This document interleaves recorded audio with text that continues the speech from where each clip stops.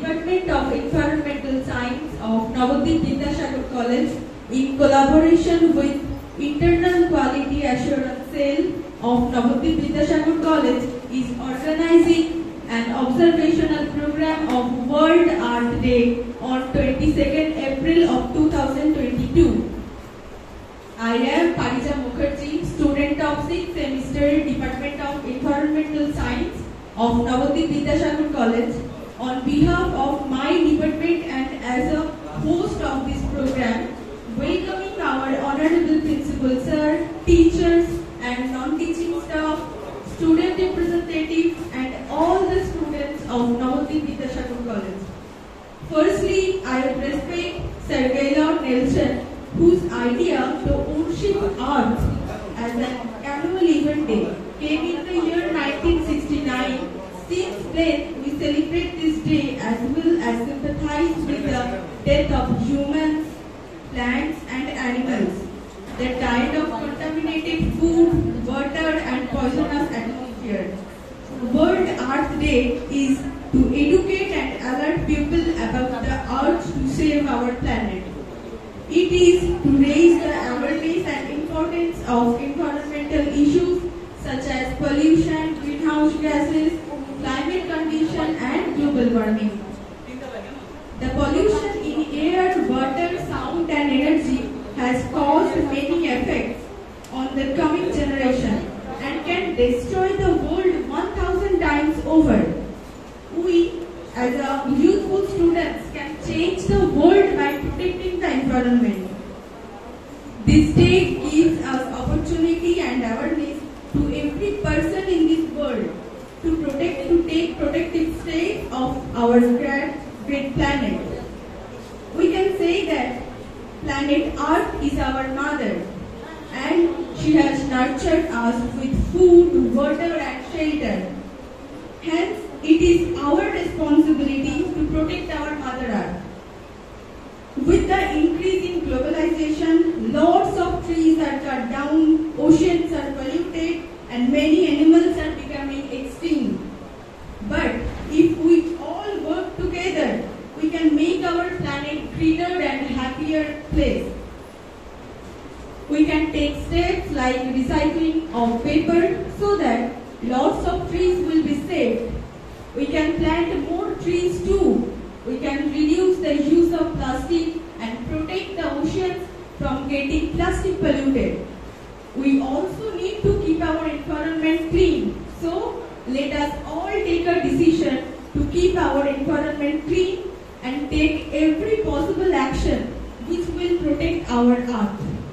Theme of the World Earth Day 2022 is Invest in Our Planet.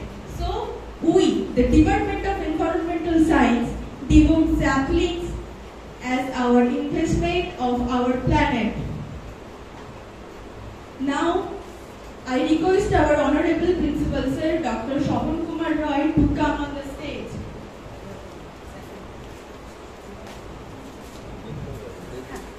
Joya Shaha, student of 2nd semester.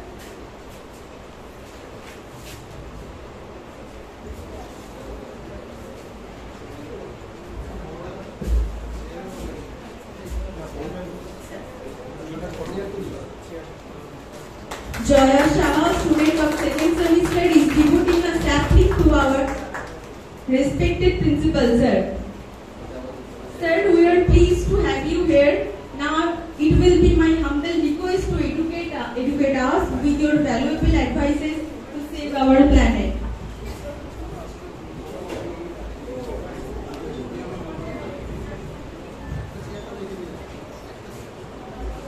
প্রথমেই আমি 22 April 2022 এই earth day যেটা আমরা observe করতে যাচ্ছি তার জন্য সমস্ত যারা পার্টিসিপেট অংশগ্রহণ করছেন যে বাইরে থেকে এসছে আমাদের কলেজের ছাত্র সুন্দর সম্রাট পাল সে ক্যালকাটা ইউনিভার্সিটিতে পিএইচডি করছে সুন্দরবন অঞ্চলের উপর, তাই তো? ঠিক। এবং একটা জায়গায় সে কর্মরত অবস্থায় আছে ওয়াইল্ড লাইফ ট্রাস্ট অফ ইন্ডিয়াতে সে চাকরি করছে, তাই তো? তুমি চাকরি করছো, that is he is attached to Wildlife Trust of India, and he is doing his research work on the area of Sundarban. আমরা কিছুক্ষণ আগে জানলাম যে theme of the day is invest in the planet, not investment in the planet, invest in the planet, invest in the planet. কিছু কি points এখানে আছে, আমি করতে করতে অবস্থা এরকম হচ্ছে যে প্রতিটি দিবসে আমাদের কিছু জানতে হয়, অল্প কিছু। সেখানে যে কি পয়েন্টস গুলো দেওয়া আছে সেই কি পয়েন্টস গুলো আমি একটু বলি। সেটা এক নম্বর লেখা আছে যে to act in a bold way, to act in a bold way. Second, to innovate in a broad way. Third, to implement in an equitable manner. তিনটে কি পয়েন্টস আছে, যে তিনটে কি পয়েন্টস এর উপর ভিত্তি করে আমরা আজকে যে সেলিব্রেট করতে যাচ্ছি 22শে এপ্রিল আর্থ ডে, তার কি পয়েন্টস এগুলো আর থিম আমরা জানলাম। এখন মোটোটা কি, উদ্দেশ্য আমাদের কি, যে to acknowledge the climate change. আমরা ক্লাইমেট চেঞ্জ আমরা জানি global warming resulting in climate change. Secondly, to speak awareness, অর্থাৎ অ্যাওয়ারনেস প্রোগ্রামটা করা, to save the planet from destruction. আমরা যারা আমরা নদীয়ায় থাকি, চূর্ণী নদী যদি আমরা দেখি এক সময়ে, যতদূর সম্ভব চট্টগ্রামে চিনি কল থেকে যে জল ছাড়া হয়, তার ফলে নদীয়ার ওই অঞ্চলটায় পুরোপুরি মাছ, ওই চূর্ণী নদী এরিয়াটায় পুরো মাছ মরে যায়।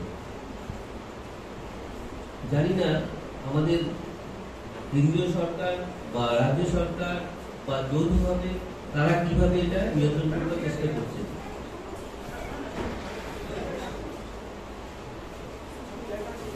আর ইফেক্টস করা হচ্ছে increasing natural disaster, extreme weather and rising global temperature. অর্থাৎ এখন আমরা গরমও দেখি বেশি থাকে, শীত এক মাস দু মাস ফুল হাতে সোয়েটারও পড়তে হয়। ইনভেস্টমেন্ট, এখানে বলা হচ্ছে invest in the inner planet. আমরা আমাদের পোশাক পরিচ্ছদে ইনভেস্ট করি, কিন্তু তার প্রয়োজনীয়তা এক মাস বা দেড় মাসের বেশি হয় না। ইতিহাস আমরা জানি, সমস্ত কিছুই বলবে। ইতিহাসটা 1970 সালে ফার্স্ট 22 এপ্রিল থেকে আমাদের এই ডেটা অবজার্ভ করা হয়। আর একটা ব্যাপার বলি, যে উদ্দেশ্যে কেন এই দিনটাকে আমরা আর্থ ডে হিসাবে পালন করি, যেটা বলা হচ্ছে যে during a UNESCO conference in 1969 in San Francisco, the peace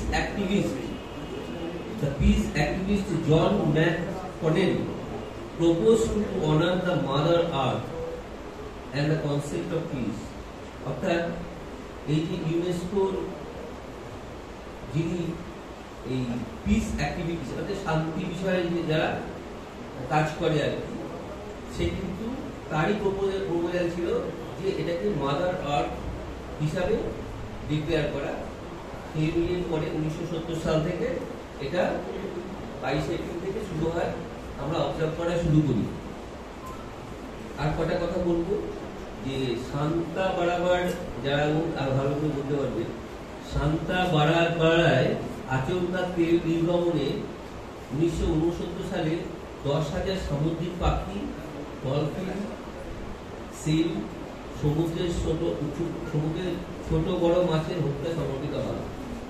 কিসের জন্য? আচমকা তেল নির্গমনের জন্য। আর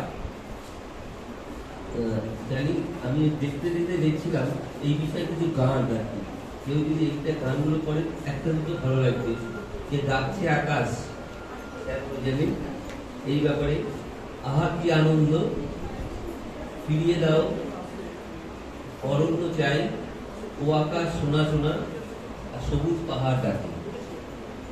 এই বিষয়ে কিন্তু সমস্ত এই আর্ট দেখিয়ে, যদিও পুরোপুরি স্পর্শ করবে কিনা, কিন্তু খুব কাছাকাছি আর কি।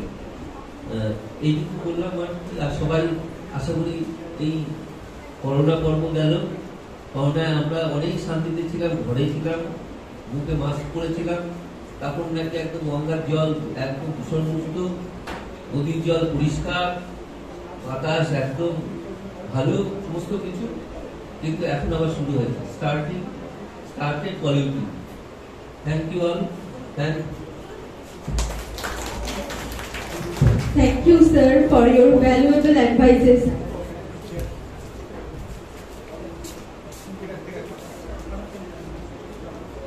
And now we devote saplings to all our respected departments of Navadvip Vidyasagar College. I request the Department of Bengali to come on the stage.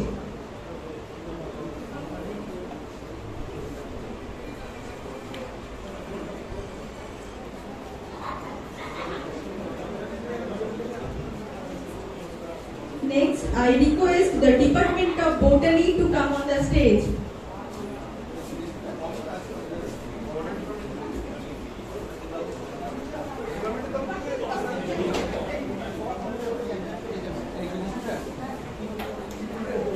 Shatobisha Mitra, student of 4th semester.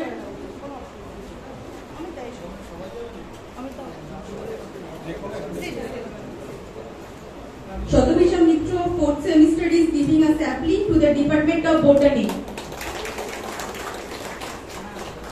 Sir, I request you to say something.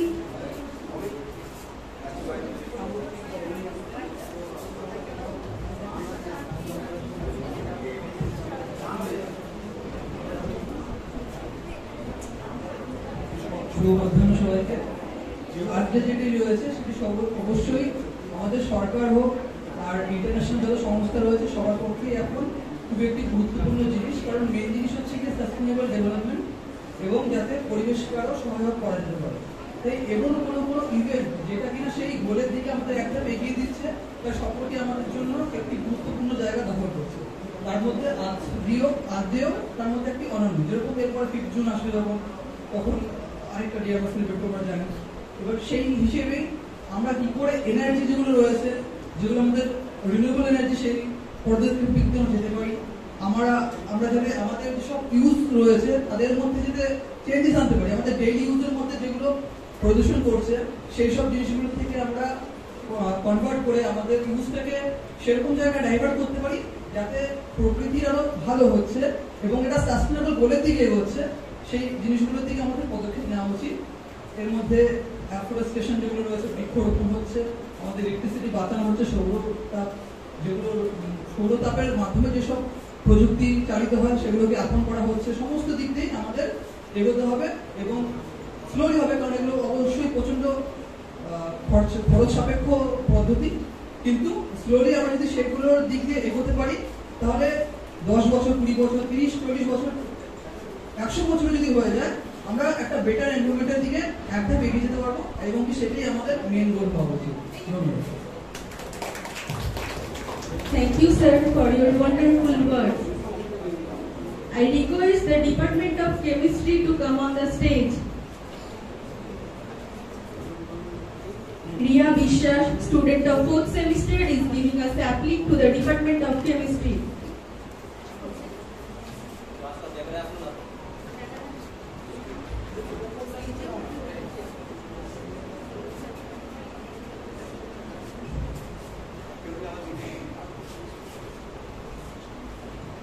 I would like to request Dr. Bhaskar Chatterjee, Assistant Professor of Department of Chemistry, Navadvip Vidyasagar College, and also the Coordinator of IQAC of Navadvip Vidyasagar College, to say something to encouraging us. Thank you. First of all, আমি Department of Environmental Science faculty members and students যারা আজকে প্রোগ্রামটা organise করতে সবাইকে ধন্যবাদ জানাচ্ছি। A very good initiative, কারণ আজকে ওয়ার্ল্ড আর্থ ডে খুব গুরুত্বপূর্ণ দিন আমাদের, কারণ because we have to protect our earth, protect our planet from all different aspects like global warming, environmental pollution, সব কিছুর মধ্যে আমাদের প্রোটেক্ট করতে হবে। অনেক কিছু রয়েছে আজকে, যে গাছ দেওয়ার ব্যাপারটা, এটা আমাদের অ্যাফরেস্টেশন, কিভাবে আমরা গাছ লাগিয়ে আমাদের এনভায়রনমেন্টটাকে প্রোটেক্ট করবো, এই জিনিসগুলো আমরা দেখছি। ডিপার্টমেন্ট অফ এনভায়রনমেন্টাল সায়েন্স আরো অনেক উদ্যোগ নিচ্ছে, এটা এই জন্য খুব ভালো লাগছে আজকে দিনটা সেলিব্রেট করছে এখানে। আর আজকে প্রোগ্রামটা খুব ভালোভাবে হোক, ভালো লাগছে আজকে দেখে। ধন্যবাদ, thank you. you, sir, for these wonderful words.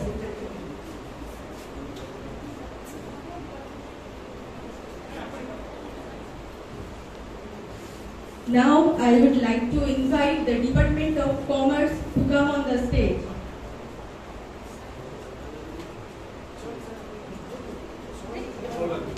Shomnita Gorai, student of 4th semester, is giving a sampling to the Department of Commerce.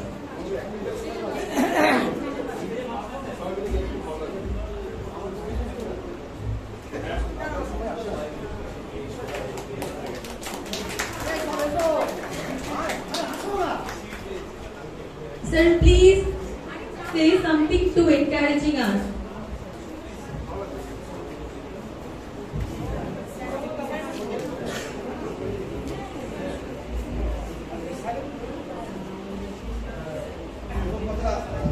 অনেক ধন্যবাদ যেরকম অর্গানাইজ করেন বেশ ইনোভেটিভ একটা জিনিস।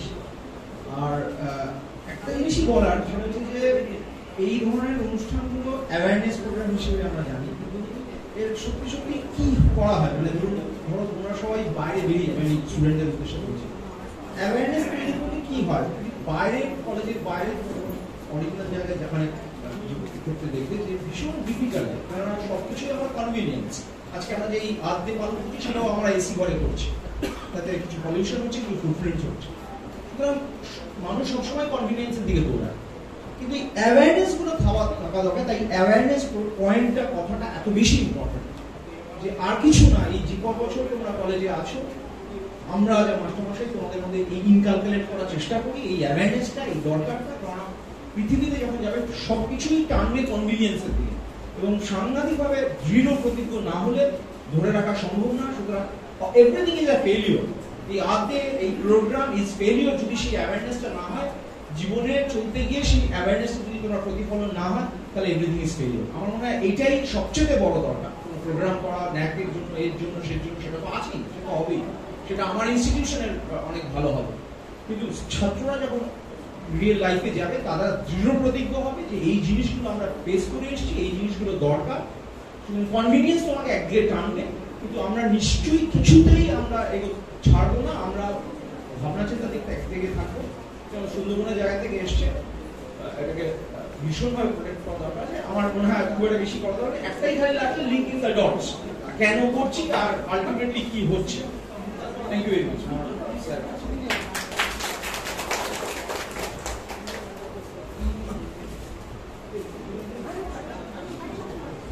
প্রথমে ডিপার্টমেন্ট অফ এনভায়রনমেন্টাল সায়েন্সকে ধন্যবাদ জানাচ্ছি, তার অধ্যাপক, অধ্যাপিকা এবং ছাত্রছাত্রীদের এই ধরনের একটি অনুষ্ঠান করার জন্য।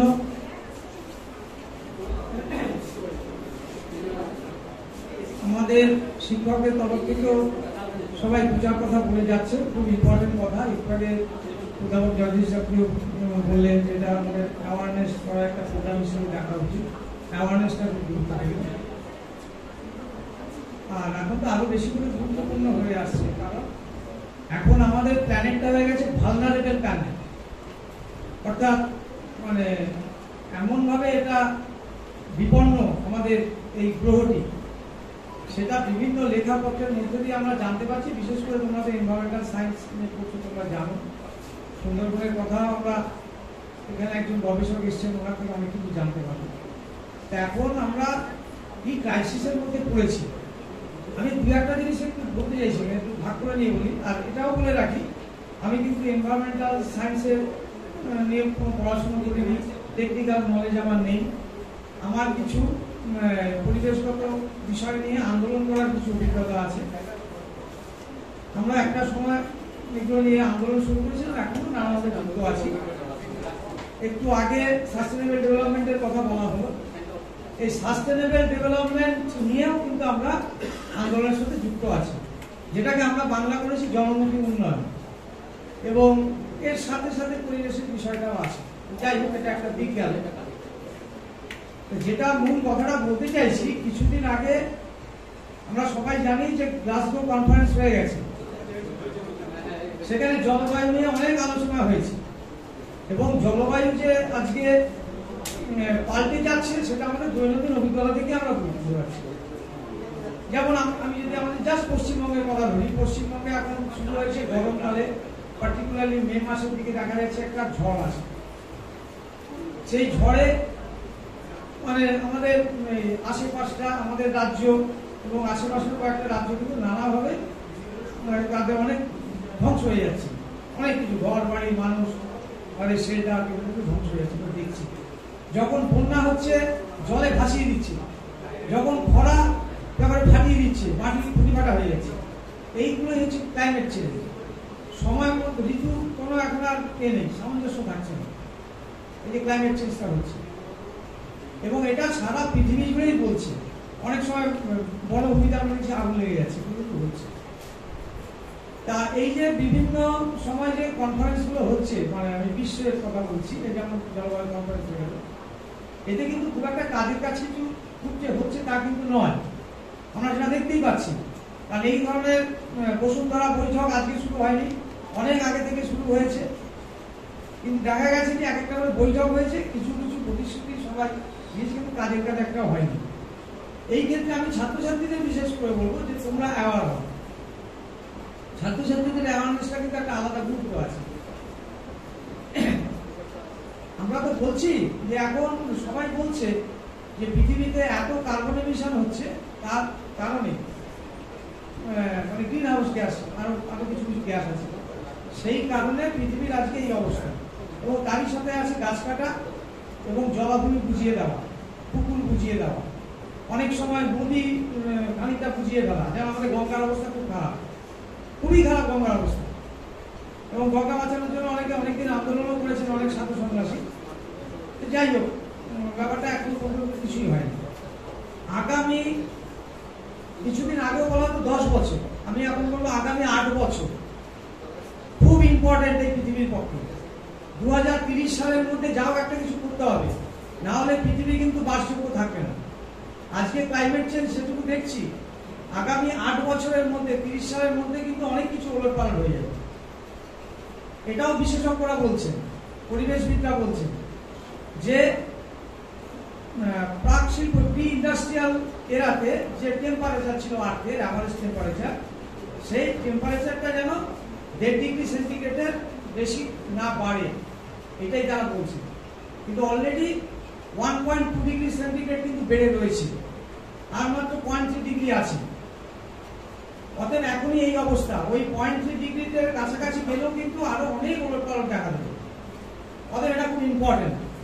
এবং এর জন্য যেটা আরো ইম্পর্টেন্ট, যেটা এর আগে থেকে অনেকে বলে আসছেন, 70 সালে তো প্রথম বসুন্ধরা বৈঠক হয়েছিল, জানলাম।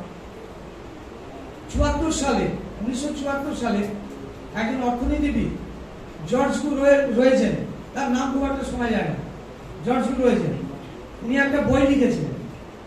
বইটার নাম হচ্ছে entropy law and the economic process. উনি অর্থনীতির মধ্যে প্রকৃতির নিয়ম, পদার্থবিদ্যার নিয়ম কারণ গুলো যে কিভাবে কাজ করে যাচ্ছে এবং অর্থনৈতিক নীতিকে যে মান্যতা দেওয়া দরকার এই ফিজিক্সের ইউনিটগুলোকে, এগুলো নিয়ে এস্টাবলিশ করার চেষ্টা করেছেন। সেগুলো এখানে বিস্তারিত আলোচনার সুযোগ নেই, সেগুলো আমি বলছিও না। আমি জানি কথাটা উল্লেখ করলাম।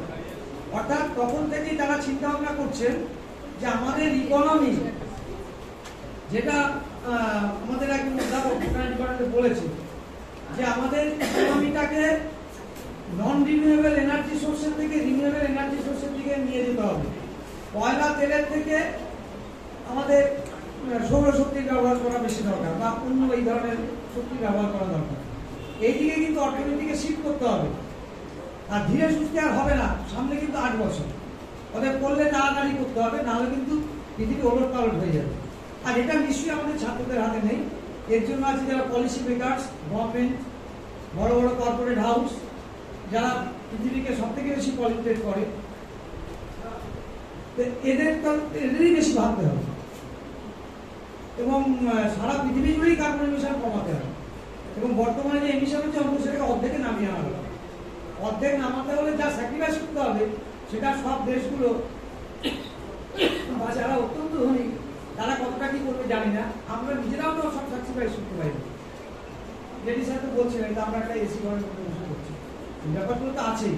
এগুলোকে আমাদের খানিকটা কন্ট্রোল করার চেষ্টা তো করতেই হবে। খানিকটা কিভাবে বলতে পারে, এসি বেশিক্ষণ না চালাবো, সারাদিন এসি আছে বলে রাত্রি এসি চালাবো, কেন হয়? সেটাকে যদি আমরা একটু রেস্ট্রিক্ট করতে পারি।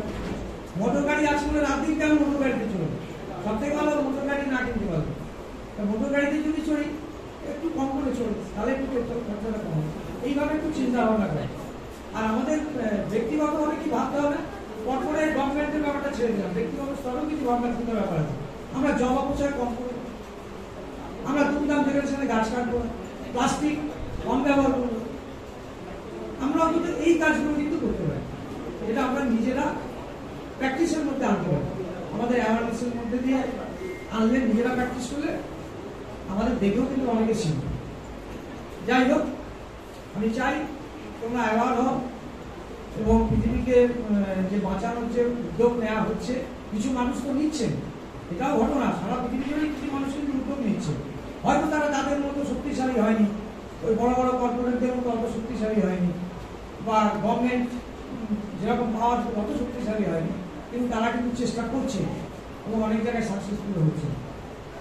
যাই হোক, এই বলে আমি আমার বক্তব্য শেষ করছি। Thank you, sir, for your wonderful words. Now I would like to invite Department of Bengali to come on the stage.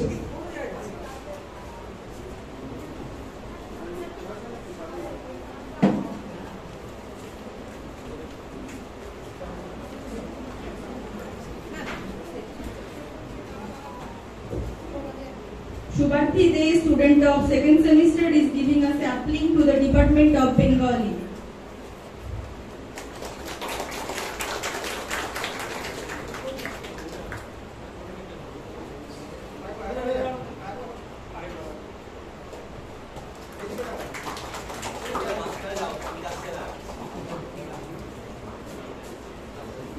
Ma'am, I request you to say something to encouraging us. অত্যন্ত ধন্যবাদ জানাই environmental science ডিপার্টমেন্টের ছাত্রছাত্রী, শিক্ষক আর শিক্ষক সবাইকে। আজ art day উপলক্ষে ওরা যে অনুষ্ঠানের আয়োজন করেছে তা অত্যন্ত প্রশংসার দাবি রাখে। বিশেষ করে আমার হাতে এখন যে জিনিসটি এলো, এত খুশি হয়েছি, সেই খুশি ভাষায় প্রকাশ করার মতো নয়। চেষ্টা করবো গাছটিকে বাঁচিয়ে রাখতে। ওরা যে উদ্দেশ্যে গাছটি দিয়েছে সেই উদ্দেশ্যে সফল করতে চেষ্টা করবো। আর পরবর্তী আরো অনেকে আছেন, আরো অনুষ্ঠান ওদের আছে, সেক্ষেত্রে আমি আবার সবাইকে ধন্যবাদ দিই।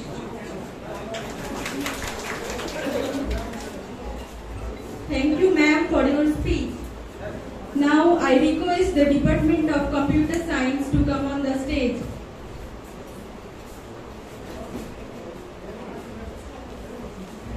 Student of 4th semester, Oyun Shaha, is giving a sapling to the Department of Computer Science.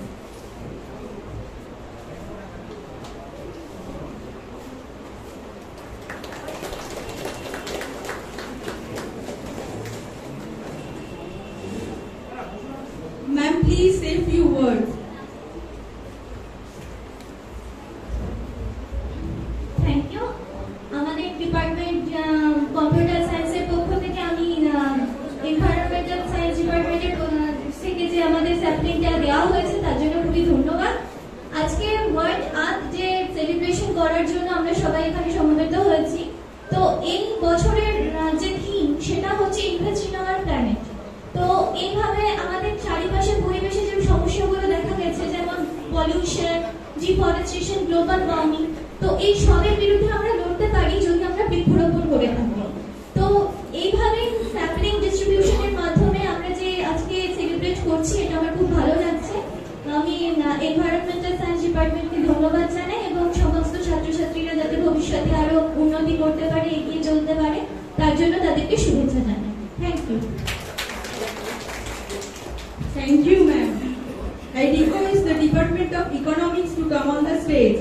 Shoumo Dey, student of 4th semester, is devoting a sapling to the Department of Economics.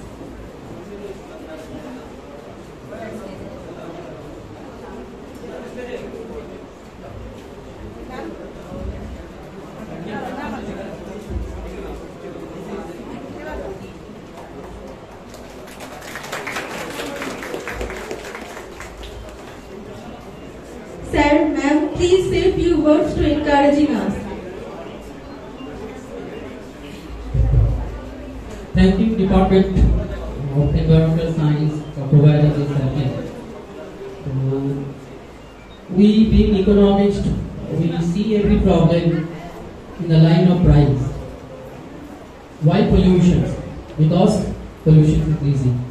Pollution is costless. You pollute because you don't have to pay something for pollution. So how to correct this pollution? You have to incur some cost. Right? If you want to on your AC, you have, suppose electricity department charges per unit charges 50 rupees. Then you don't on your AC. You will be judicious to use your AC. Right? For ambulance, suppose you are purchasing diesel 50 rupees per liter. Now for your part, you have to purchase your diesel for 500 rupees per liter. Then you will not go to your amusement park with your car. You will go by your cycle. So everything is in the price. If you can set the price properly, then there will be no pollution. Okay? Thank you. Thank you, sir.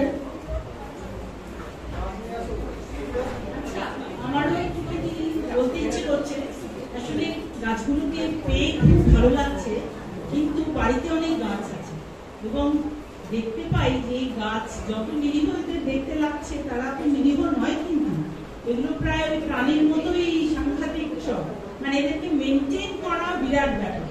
এই যে গাছগুলো আমরা পেলাম, মানে এটা একটা বড় task দিয়ে দিল এনভায়রনমেন্টাল সায়েন্স আমাদের প্রত্যেক ডিপার্টমেন্টকে, যে 3 মাস পরে যদি ওরা যায় আমাদের প্রত্যেকটা ডিপার্টমেন্টে, আমরা কজন যে এই গাছগুলোকে বাঁচিয়ে রাখতে পারবো। কিন্তু যাই হোক, আমরা আশা করবো এনভায়রনমেন্টাল সায়েন্সে তো এমন সুন্দর একটা উদ্যোগ নিয়েছে, সেটা যাতে আমরা মেনটেন করে চলতে পারি। আমরা প্রত্যেক ডিপার্টমেন্টে একটা সুন্দর, যখন আসবেন আমরা যাতে দেখাতে পারি যে আমরা একটা সুন্দর গাছ বাঁচাতে পেরেছি, এনভায়রনমেন্টাল সায়েন্সের দেওয়া গাছ, তাহলে আমরা নিজেরাই খুশি হব। ধন্যবাদ। Thank you so much, ma'am. I request the Department of Education to come on the stage. I request the Department of Education to come on the stage. Rahul Shingho, student of 4th semester, is giving a sapling to the Department of Education.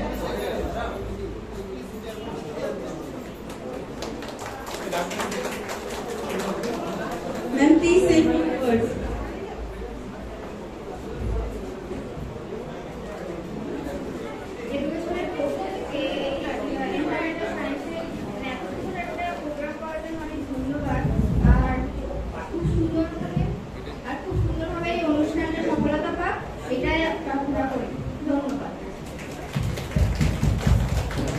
Thank you. Now I request the Department of English to come on the stage. Akash Sheel, student of 4th semester, is devoting a sapling to the Department of English.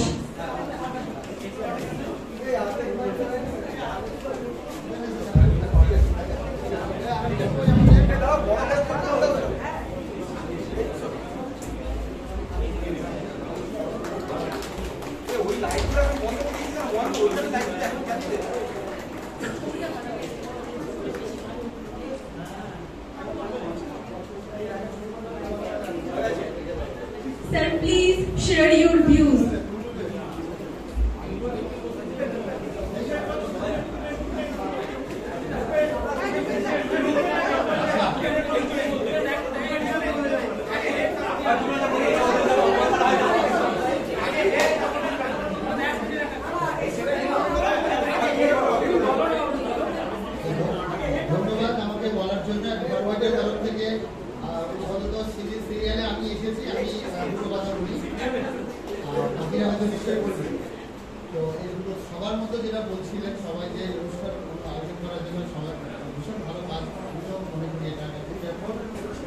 ধন্যবাদ জানাই ডিপার্টমেন্টকে। তো এই প্রসঙ্গে আমি একটা কথা যে আমাদের যে আগের যে বক্তা তারা সবাই বলছিলেন যে এই প্রোগ্রামের যে বিশেষ করে জয়নিতা বললেন যে অ্যাওয়ারনেস প্রোগ্রাম, তো সেই অ্যাওয়ারনেসের জায়গা থেকে আমি একটা কথা বলবো, সেটা হচ্ছে যে আমরা ইংলিশ লিটারেচারের একটা জায়গা রয়েছে, সেই জায়গা থেকে বলতে চাইছি যে আমাদের একটা এই অ্যাওয়ারনেস তৈরি করে এমন একটা জায়গা, সেটা হচ্ছে শোনা যাচ্ছে সেই নতুন কিছুটা ধারণা যে ইকো-ক্রিটিসিজম। আমাদের ইকো-ক্রিটিসিজম অনেকেই জানেন, এখানে যারা আছেন তারা ইকো-ক্রিটিসিজমের একটা মূল বক্তব্য হচ্ছে যে কিভাবে কতটা পরিমাণ লিটারেচারের মধ্যে নেচারকে, আর্থ বা ওয়ার্ল্ড বা এনভায়রনমেন্টকে প্রেজেন্ট করা হয়েছে, কোন অ্যাসপেক্ট থেকে প্রেজেন্ট করা হয়েছে এবং তাদের রিলেশনশিপটা কি।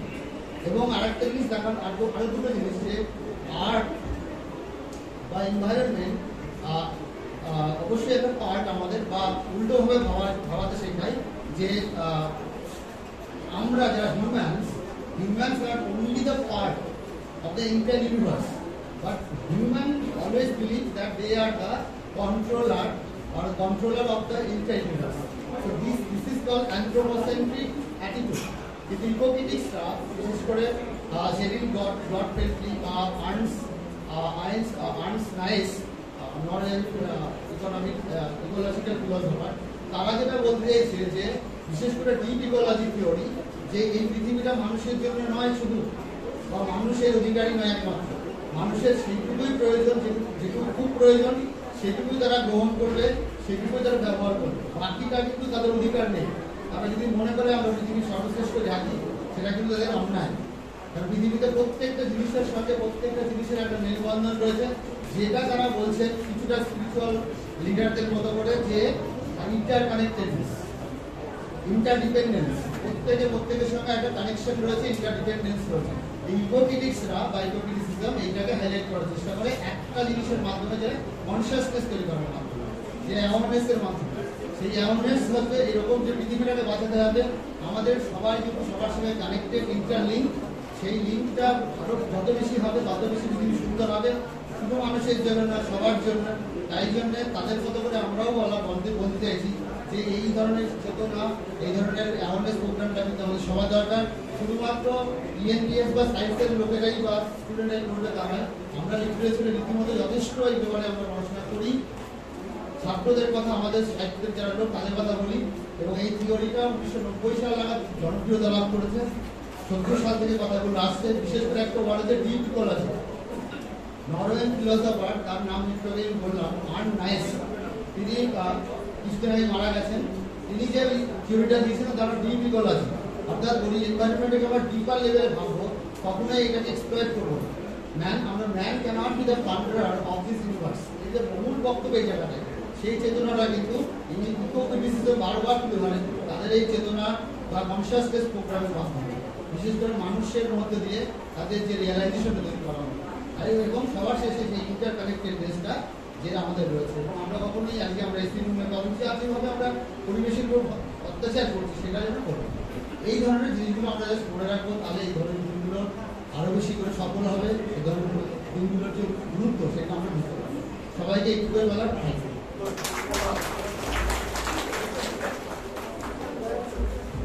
Thank you, sir, for your speech. Now I request the Department of Geography to come on the stage.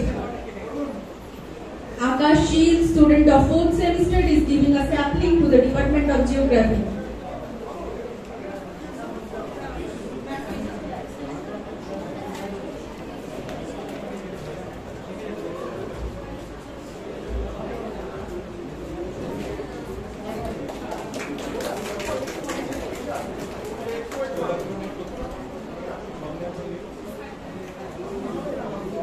Ma'am, I request you to say something.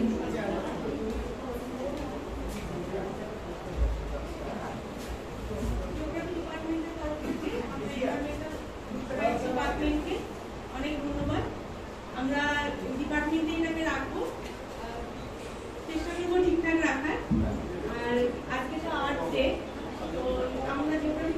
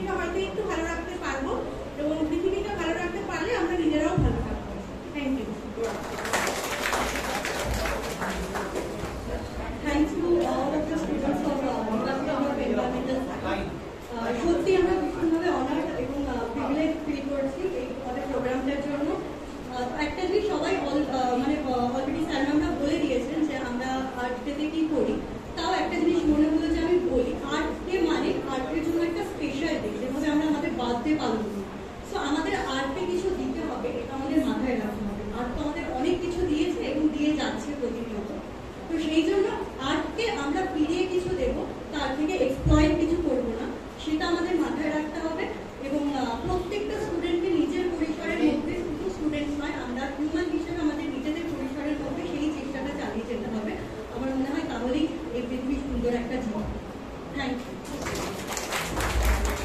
Thank you, ma'am, for this beautiful speech. I invite the Department of History to come on the stage. Joya Shama, student of first semester, is devoting a sapling to the Department of History.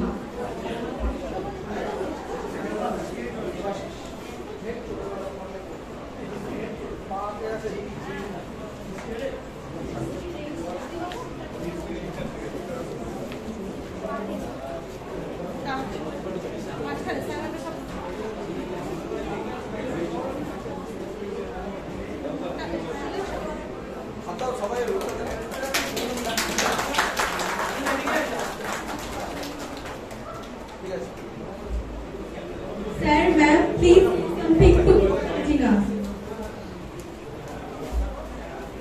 Thank you everybody. অসাধারণ programme এবং ভীষণ ভালো উদ্যোগ যে আজকে environmental science এরকম ভাবে আমাদেরকে এনভায়রনমেন্টে আলাদা করে মনে করিয়ে দিচ্ছে। হয়তো যদিও বার্থডে বলে কেউ বললেন যে নিশ্চয়ই সচেতনতা আমাদের থাকতে হবে, কিন্তু বার্থডে মানে একটা স্পেশাল দিনে জাস্ট এনভায়রনমেন্টাল ডে বা এনভায়রনমেন্টাল কনসিয়াসনেস থাকলে হবে না, it must be a everyday programme.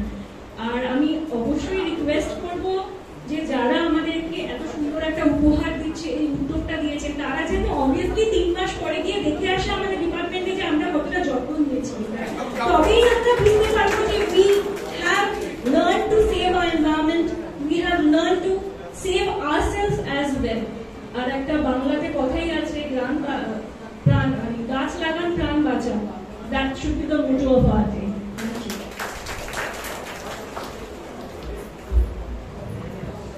ছোট করেই বলি, আজকে আর্থ ডে, কবে পৃথিবী সৃষ্টি হয়েছিল সেটা আমরা জানি না, কিন্তু আমরা মানুষের কাজ সবকিছুর মধ্যে একটা তৎপর হয়ে গেছে। আমরা যারা ইতিহাস নিয়ে পড়ি, আমরা ইতিহাসটা সেই আদিকাল থেকে দেখি। মানুষ যখন সভ্যতার আঙ্গিকে ধীরে ধীরে তাদের বিবর্তনগুলো মেনে ধরছে, এবং মানুষের যে বিবর্তন, অর্থাৎ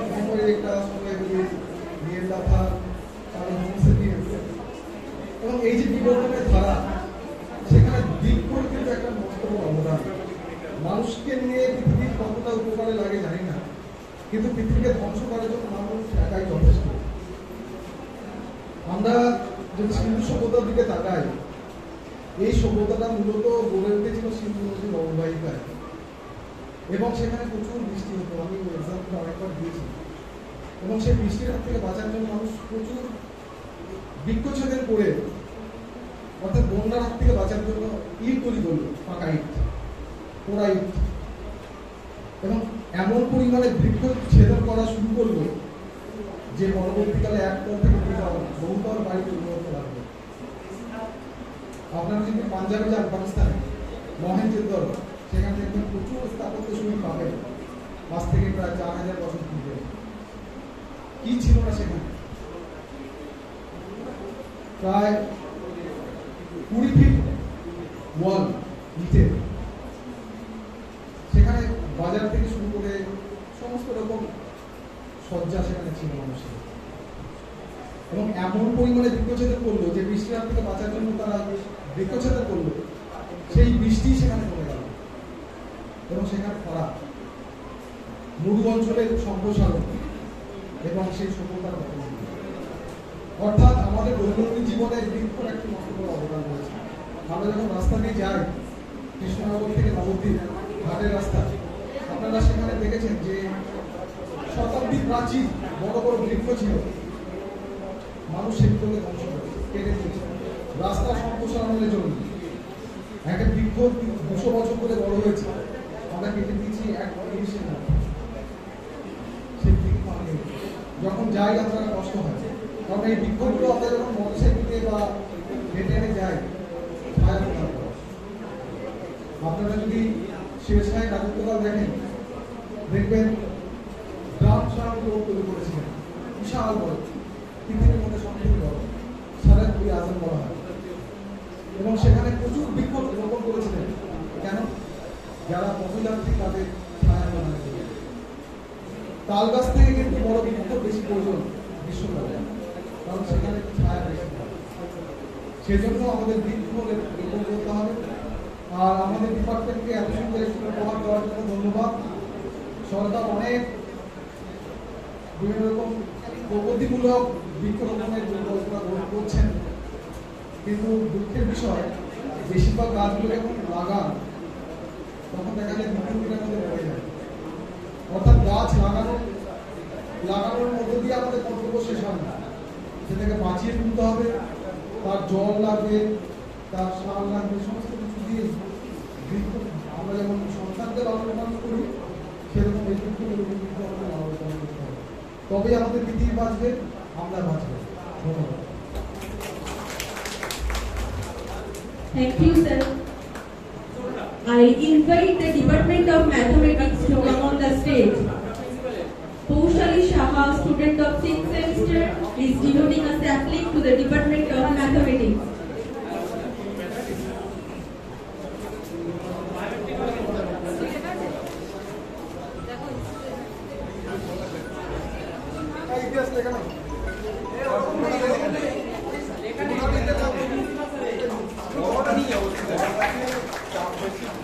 Sir, please give some advice to save our planet Earth.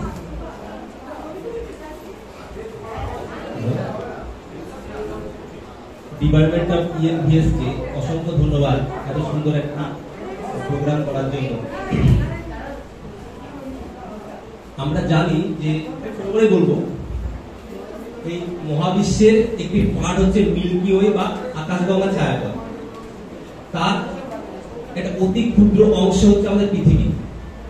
আমরা এটাও জানি তার জন্মলগ্ন থেকে বহুদিন অসুবিধা হচ্ছে প্রাণ শূন্য ছিল, তারপর আস্তে আস্তে পৃথিবী তাপ বিকিরণ করে মানুষ মানে বিভিন্ন প্রাণীর বাসযোগ্য হলো এবং বিভিন্ন প্রাণী আস্তে আস্তে আবির্ভূত হলো সব থেকে বুদ্ধিমান প্রাণী বলে যেটা আমরা বলি মানুষ। এই মানুষ জানি না কত ভালো, কিন্তু এতটা আত্মকেন্দ্রিক কার্যকলাপ শুরু করলো যেটা ক্রমশ পৃথিবীর পক্ষে হানিকারক হতে থাকলো। স্যার একটা সুন্দর উদাহরণ দিয়েছেন যে সমুদ্রের জলে তেল ভেসে প্রায় 10,000-এর উপর প্রাণী মারা গেছিল।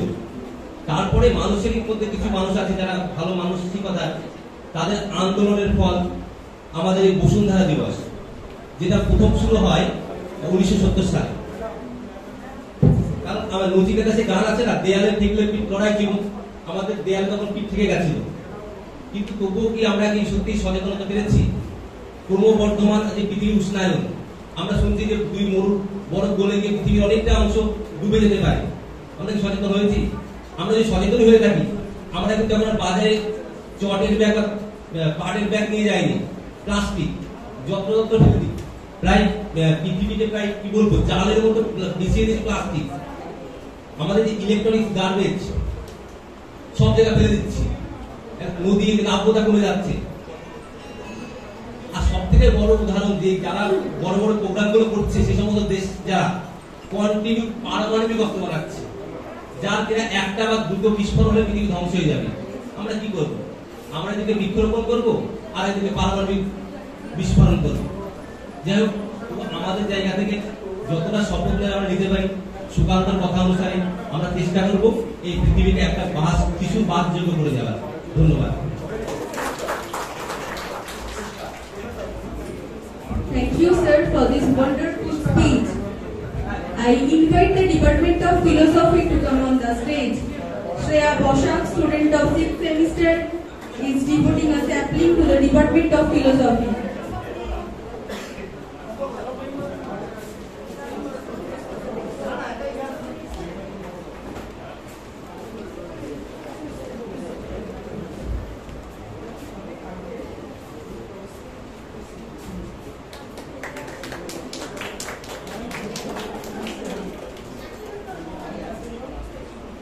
Sarah, ma'am, please say something to encouraging us.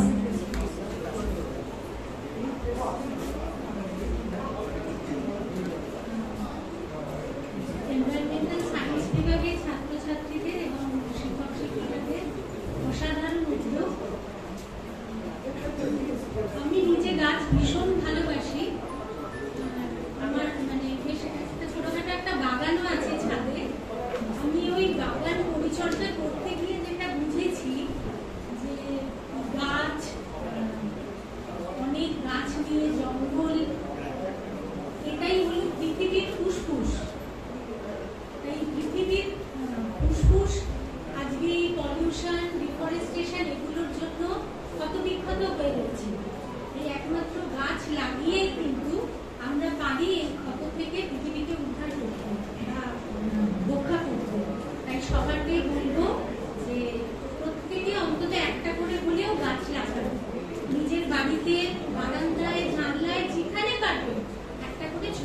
লাগানোর চেষ্টা করি, কারণ পৃথিবীকে আমাদের কিন্তু একমাত্র এই গাছ লাগানোর মাধ্যমে গাছই পারে একমাত্র এই মানে খারাপ যে পরিস্থিতি পৃথিবী সেখান থেকে আমাদের বার করে দিয়েছে।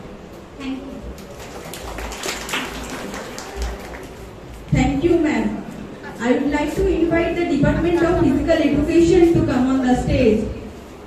Mohendra Murmu, student of 6th semester, is devoting a sapling to the Department of Physical Education.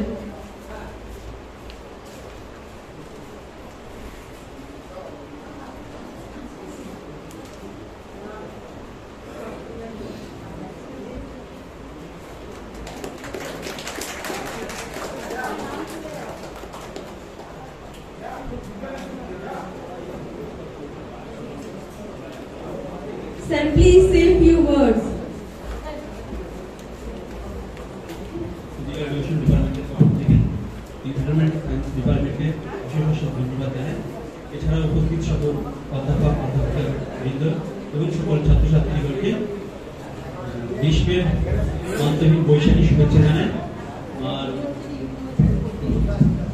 আর আমরা সকলেই জানি কবি বিজেন্দ্রলাল রায়ের লেখা ধনুধান্যে পুষ্পে পড়া আমাদের এই বসুন্ধরা।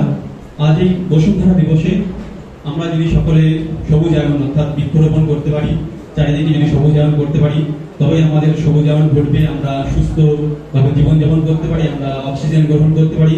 আমরা যদি সুস্থভাবে আমরা অক্সিজেন গ্রহণ করি, শ্বাস প্রশ্বাস নিতে পারি, তবে আমাদের সুস্থ শরীর গড়ে উঠবে। আর সুস্থ শরীর গড়ে উঠলে আমাদের সুস্থ মন পাবো, আর সুস্থ শরীর ও সুস্থ মনের মাধ্যম দিয়ে আমরা আবার নতুন পৃথিবীকে গড়তে পারি। এই বলে আমি আমার সংক্ষিপ্ত বক্তব্য শেষ করছি।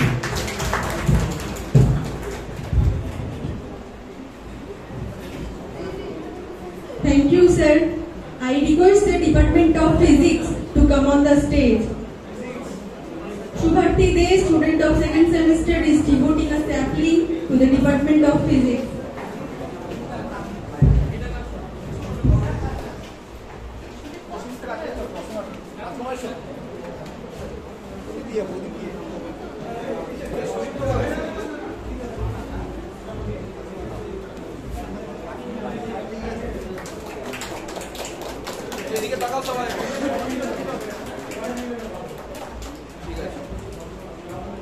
Sir, please say something to encouraging us.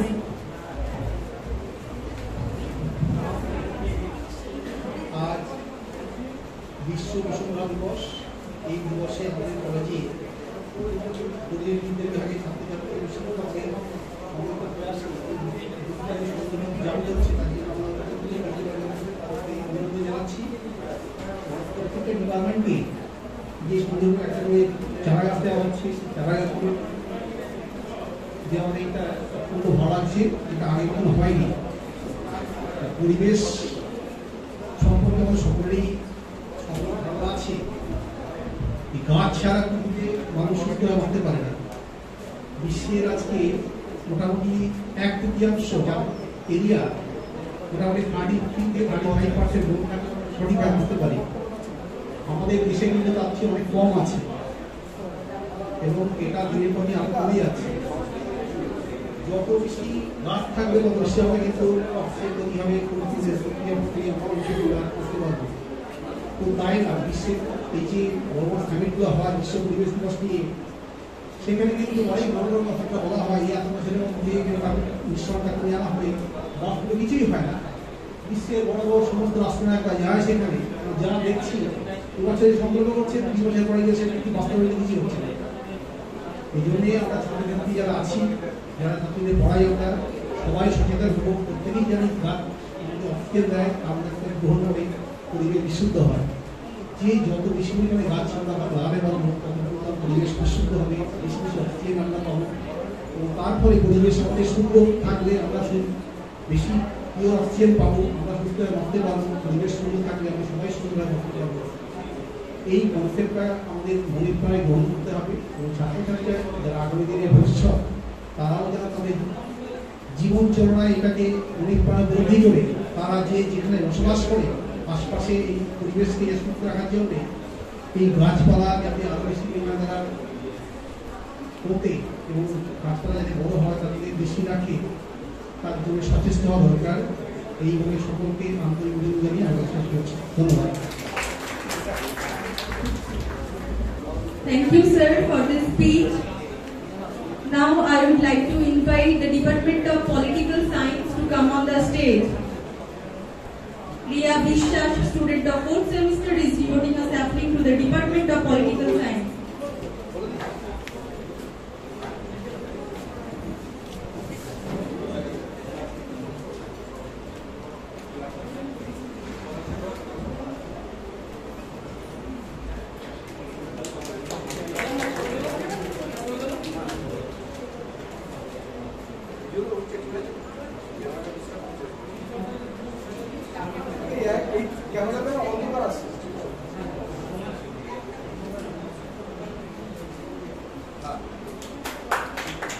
Sir, please say a few words to save our planet. আমি প্রথমেই ডিপার্টমেন্ট অফ এনভায়রনমেন্টাল সায়েন্সের আজকের এই উদ্যোগকে পুরস্কার। আমরা এটা দেখতে পাচ্ছি যে যত বেশি উন্নয়ন, আধুনিকীকরণ, শিল্পায়ন হচ্ছে তার সঙ্গে সঙ্গে পরিবেশও ভীষণভাবে দূষিত হয়ে উঠছে এবং এটা মনে করা হচ্ছে যে খুব শীঘ্রই আমাদের এই পৃথিবী মানুষের বসবাসের অযোগ্য হয়ে উঠতে পারে। তো তাহলে আমাদের কি করতে হবে? আমাদের পরিবেশকে বাঁচাতে হবে। পরিবেশকে বাঁচাতে গেলে কি করতে হবে? উন্নয়ন বন্ধ করে দিতে হবে? না, আমরা সেটাও করতে পারি না। আমাদের উন্নয়নও দরকার, আমাদেরকে পরিবেশ বাঁচাতেও হবে। We need development, but at the same time we have to protect biodiversity, we have to save our environment. তাহলে এক্ষেত্রে আমাদের যেটা করা উচিত, আমাদের এখানে রাষ্ট্র, আন্তর্জাতিক যে সমস্ত সংগঠন আছে এবং আমাদের কর্পোরেট জগৎ এবং আমাদের ব্যক্তিগত স্তরেও প্রত্যেককে উদ্যোগ নিতে হবে আমাদের পরিবেশকে বাঁচানোর জন্য। এটা অত্যন্ত ভালো যে 20th সেঞ্চুরির সেকেন্ড হাফ থেকে আমরা দেখতে পাচ্ছি যে পরিবেশ সংক্রান্ত আলোচনা ভীষণভাবে হচ্ছে। সেটা জাতীয় স্তরে হচ্ছে, আন্তর্জাতিক স্তরে হচ্ছে। আমরা দেখেছি স্টকহোম, রিও, জোহান্সবার্গ, এই সমস্ত পরিবেশ সংক্রান্ত সম্মেলনগুলো আমরা দেখেছি। সেখানে পরিবেশ সংক্রান্ত আলোচনা হয়েছে এবং কিভাবে পরিবেশকে বাঁচানো যায় সে বিষয়ে বেশ কিছু আউটকাম বেরিয়ে এসেছে। এটা অত্যন্ত ভালো।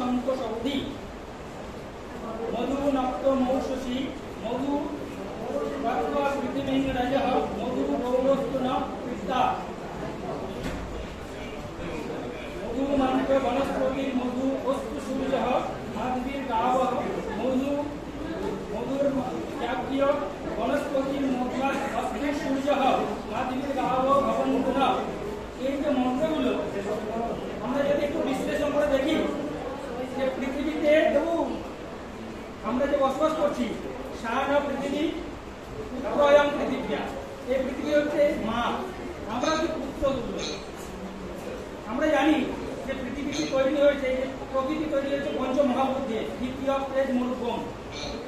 আমরা এর বাইরে কিন্তু কিছু নেই, সৃষ্টিতত্ত্ব। তাহলে এই যে আমরা গ্রহণ করছি, এই যে মন্ত্রগুলো বলা হলো, জৌরস্থ অর্থাৎ পৃথিবী, যে তিনটে মূল শক্তি যেটা দিয়ে আমাদের তৈরি, কি কি? একটা যে এয়ার, একটা যে প্ল্যান্ট, আর একটা হচ্ছে বায়ু। এই যে মূল শক্তিগুলো, সেগুলো হচ্ছে পৃথিবী দিয়ে তৈরি। সেই জন্য আমরা ঋষি যদি বেদে দেখি, বৈদিক সাহিত্য আমরা যেটা দেখি মূল, সেখানে কিন্তু ঋষিরা কিন্তু বারবার কৃষি করেছে যে পৃথিবীটাকে আমাদেরকে রক্ষা করতে হবে। এই পৃথিবীকে যদি আমরা রক্ষা করতে না পারি, তাহলে কিন্তু আমরা বসবাস করতে পারবো না। সেই জন্য এই মন্ত্রগুলোর মাধ্যমে আমরা যদি বিশ্লেষণ করি, আমরা যে বনস্পতির কথা পেলাম, যে দৌড় কথা পেলাম, যে পৃথিবীর কথা পেলাম, যে মাতার কথা পেলাম, এগুলো কিন্তু সবই আমরা এই প্রকৃতিকে রক্ষা করার জন্যই ব্যবহার হয়েছে। এবং আরেকটা মূল বিষয়, আমরা যেটা দেবতা দেখি, যে দেবতা তত্ত্বগুলো, সেই দেবতা তত্ত্ব হচ্ছে একটি কিছুই নয়, এগুলো এক একটা দেবতা হচ্ছে উপাধি। সেই দেবতার উপাধি কিরকম? প্রকৃতিতে নানা রকম বিচিত্র যে প্রভাব, কখনো ঝড় ঝঞ্ঝা হচ্ছে, মানুষ মানে কাছাকাছি কি ছিল, এরকম বাসস্থান ছিল না, প্রকৃতিতে হঠাৎ করে প্রচুর বজ্রপাত হচ্ছে, বৃষ্টি হচ্ছে, কখনো বা খরা হচ্ছে, তখন মানুষ কি করছে? তখন কিন্তু প্রকৃতিকে শান্ত করার জন্য বা একটা শক্তিকে কি করে, মানে কোনো কিছু করলে আমরা সেটা থেকে মুক্তি পেতে পারি। আমরা দেখবেন যে হঠাৎ করে আমরা যখন কোনো বিপদে পড়ি, তখন কিন্তু কোনো কিছু আঁকড়ে ধরার চেষ্টা করি। সেই যে শক্তি, সেইখান থেকে তৈরি হয়েছে দেবতা। তাহলে কি হলো? এই প্রকৃতি অর্থাৎ এই পৃথিবী কিন্তু মূল শক্তি, এখান থেকে আমরা কোনো কিছু বাদ দিতে পারি। তাই আমরা চেষ্টা করবো আজকের এই সুন্দর একটা দিনে একটা আমাদেরকে মনে করে দেওয়ার জন্য যে আমাদের থেকে রক্ষা করতে হবে। আমরা যেন করে এটাকে রক্ষা করার এক একটি প্রতিজ্ঞা করতে হবে বলে আমি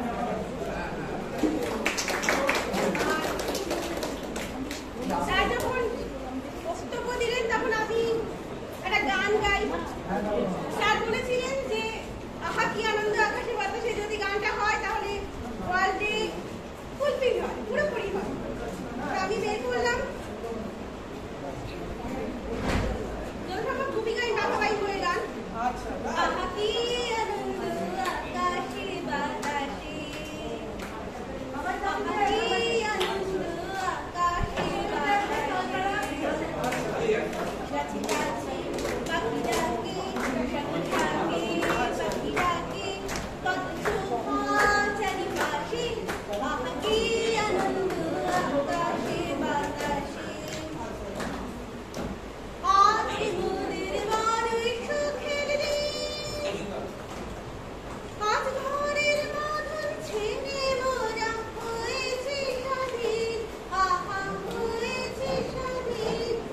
আজ আমার মন ভব ঘুরে, মুলুক ছেড়ে যাব দূরে, মোর মহুবন গানের সুরে, মোর মহুবন গানের সুরে, পুরানো দিনের কথা আসে, মনে আসে, ফিরে আসে, আহ কি আনন্দ আকাশে বাতাসে।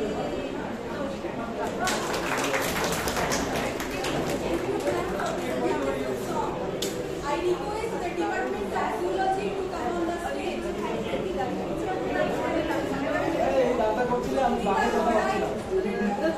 Studies teaching us that we can only Baba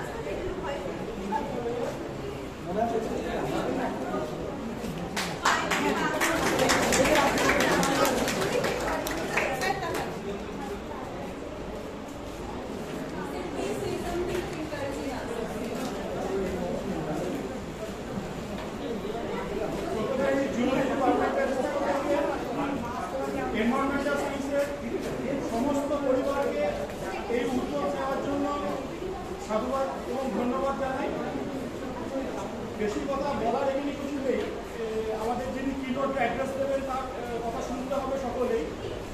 শুধু একটা কথাই বলতে চাই, আমরা এখানে যারা উপস্থিত আছি তারা আজকে যা শুনলাম বা যা শুনবো আমাদের বক্তার কাছ থেকে, সেটা যে যে পরিবেশে বাস করছি, যখন কলেজে বা বাড়িতে থাকবে নিজের এলাকায়, সেটাকে যদি আমরা ইমপ্লিমেন্ট করতে পারি, সেটাকে যদি বাস্তব রূপ দিতে পারি, তবেই এই প্রোগ্রামের সার্থকতা। আমি আশা করব আজকের এই মঞ্চ থেকে আমরা এই অঙ্গীকার করি যে এই প্রোগ্রামটাকে সকলে নিজের এলাকায় নিজের জায়গায় ইমপ্লিমেন্ট করে এই প্রোগ্রামটাকে সার্থক করব। ধন্যবাদ।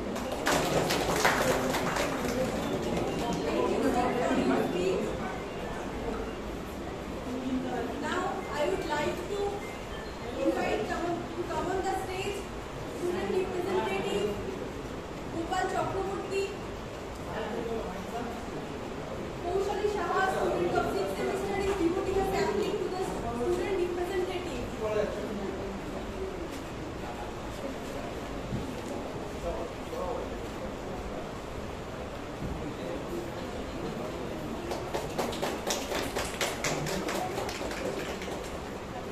Please say something. ছাত্র পরিষদের পক্ষ থেকে ইংরেজ ডিপার্টমেন্টকে জানাই অসংখ্য ধন্যবাদ।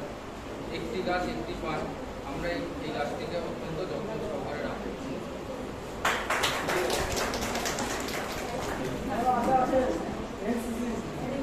I would like to invite all the non-teaching staff of Navadvip Vidyasagar College to come on the stage.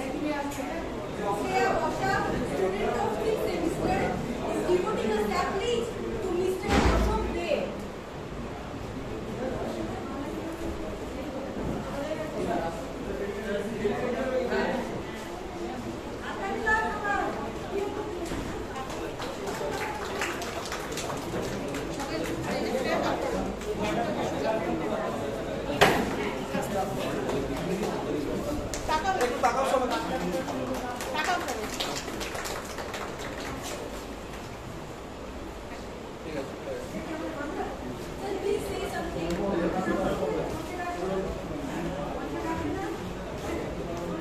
প্রথমে ধন্যবাদ জানাই এই ডিপার্টমেন্টে এনভায়রনমেন্ট ডিপার্টমেন্টকে এত সুন্দর একটা প্রোগ্রাম করার জন্য এবং আমাদের এত সুন্দর স্টাফকে এত সুন্দর একটা উপহার দেওয়ার জন্য। তা আমি একটা কথাই বলতে চাই যে আমরা কি নিজেরা সচেতন? আমরা যেটা বললেন সেটাকে আমরা নিজেরা সচেতন। আমরা কি প্লাস্টিকের ব্যবহার বন্ধ করেছি? করিনি। কিন্তু নিজেদের যদি সচেতনতা না থাকে, একটা কথা পরিপ্রেক্ষিতেই বলি, তাহলে কোনো সময় পরিবেশ আমরা ঠিক করতে পারবো না। দেখা যাচ্ছে যে পাঞ্জাব, হরিয়ানা গম চাষ করে সেইগুলোকে নাড়া, যেটা নাকি গাছের গোড়াগুলো পুড়িয়ে পরিবেশটাকে আরো খারাপ করে দিচ্ছে। তাতে কি হচ্ছে, দিল্লি শহরে শীতকালে কোনো সময় সূর্য ওঠে না। পরিবেশগুলোকে আমরাই বাজে খারাপ ব্যবহার করছি। সেই জন্য প্রথমেই বলবো যে আমাদের আগে সচেতন হওয়া উচিত। সেই জন্য আমরা যেমন কলেজ থেকে আমরা এখন কিন্তু সৌরশক্তি চালিত বিদ্যুৎ ব্যবহার করছি, সেটা কিন্তু আমাদেরকে কারেন্ট কনজাম্পশন অর্ধেক করেছি। আমরা যদি তেলের গাড়ি পরিবর্তে ব্যাটারির গাড়ি ব্যবহার করি, তারপরে সৌরশক্তি বাড়িতে ব্যবহার করি, তাতে কিন্তু পরিবেশ আরও ভালো হয়। সেই জন্য আমাদের আগে সচেতনতা দরকার, তাহলে পরিবেশ আস্তে আস্তে উন্নতি হবে। যেমন আমি আরেকটা কথা উল্লেখ করতে চাই, সেটা হচ্ছে 2020 সালে যখন লকডাউন হয়েছিল, কোচবিহার সমাজ থেকেও কিন্তু আমরা কি দেখতে পেয়েছি, গাড়ির জন্য আমরা দেখা গেছে। সেই জন্যই বলবো পরিবেশ কিন্তু এমনই একটা দু বছর তখন কিন্তু কলকারখানা চলানি, গাড়ি চলানি, সেই জন্যই কিন্তু পরিবেশ অনেক পরিষ্কার হয়ে গেছে। সেই জন্য আমরা কিন্তু একটা কথা বলতে পারি যে সেই জন্য কলকারখানা বন্ধ করে সচেতনতা আমাদের আগে দরকার। সেই জন্য সকলকে ধন্যবাদ জানিয়ে আমার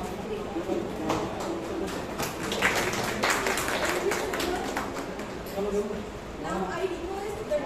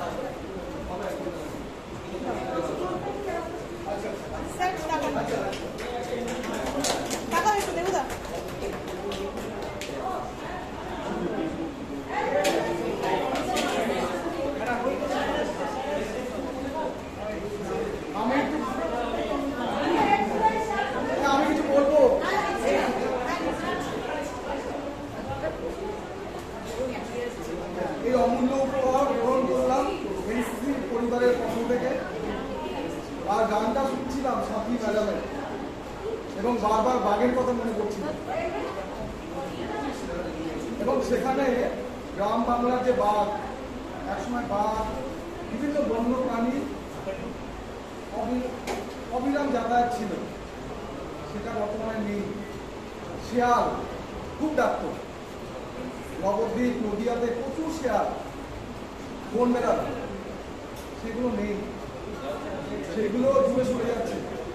আমাদের নগরায়ণ বাড়ছে, তাদের বাসস্থান কমছে, কমতে কমতে আমি নর্থ বেঙ্গলের ছেলে, পাহাড়ের পাদদেশে আমার বাড়ি, সেখান থেকে কাঞ্চনজঙ্ঘা দেখা যায়, এভারেস্ট দেখতে পাই এবং টিনের বাড়ির মতো বরফ দেখতে পাই। কিন্তু অশোকবাবু বললেন কোচবিহার অনেকটা দূর, সেখান থেকে এভারেস্ট দেখা ইম্পসিবল। আমি ওই অঞ্চলের মানুষ এবং এখানে প্রচুর হাতি বেরোবে, এই বর্ষা পড়বে প্রচুর হাতি বেরোবে, কারণ তাদের বাসস্থান নেই। তারা যে ফল খায় সেই ফলগুলো মানুষ অধিকার করছে, যাবে কোথায়? ধীরে ধীরে আমরা আমাদের বসতি বাড়াচ্ছি, শেয়ালদের বাসস্থান কমছে, কিন্তু শেয়ালের ডাক আর শুনতে পাই না, রাত হলেই শেয়ালের ডাক শুনতে পাই। একসময় শেয়ালের ভয় পেতাম, বাঘ ভয় পেতাম।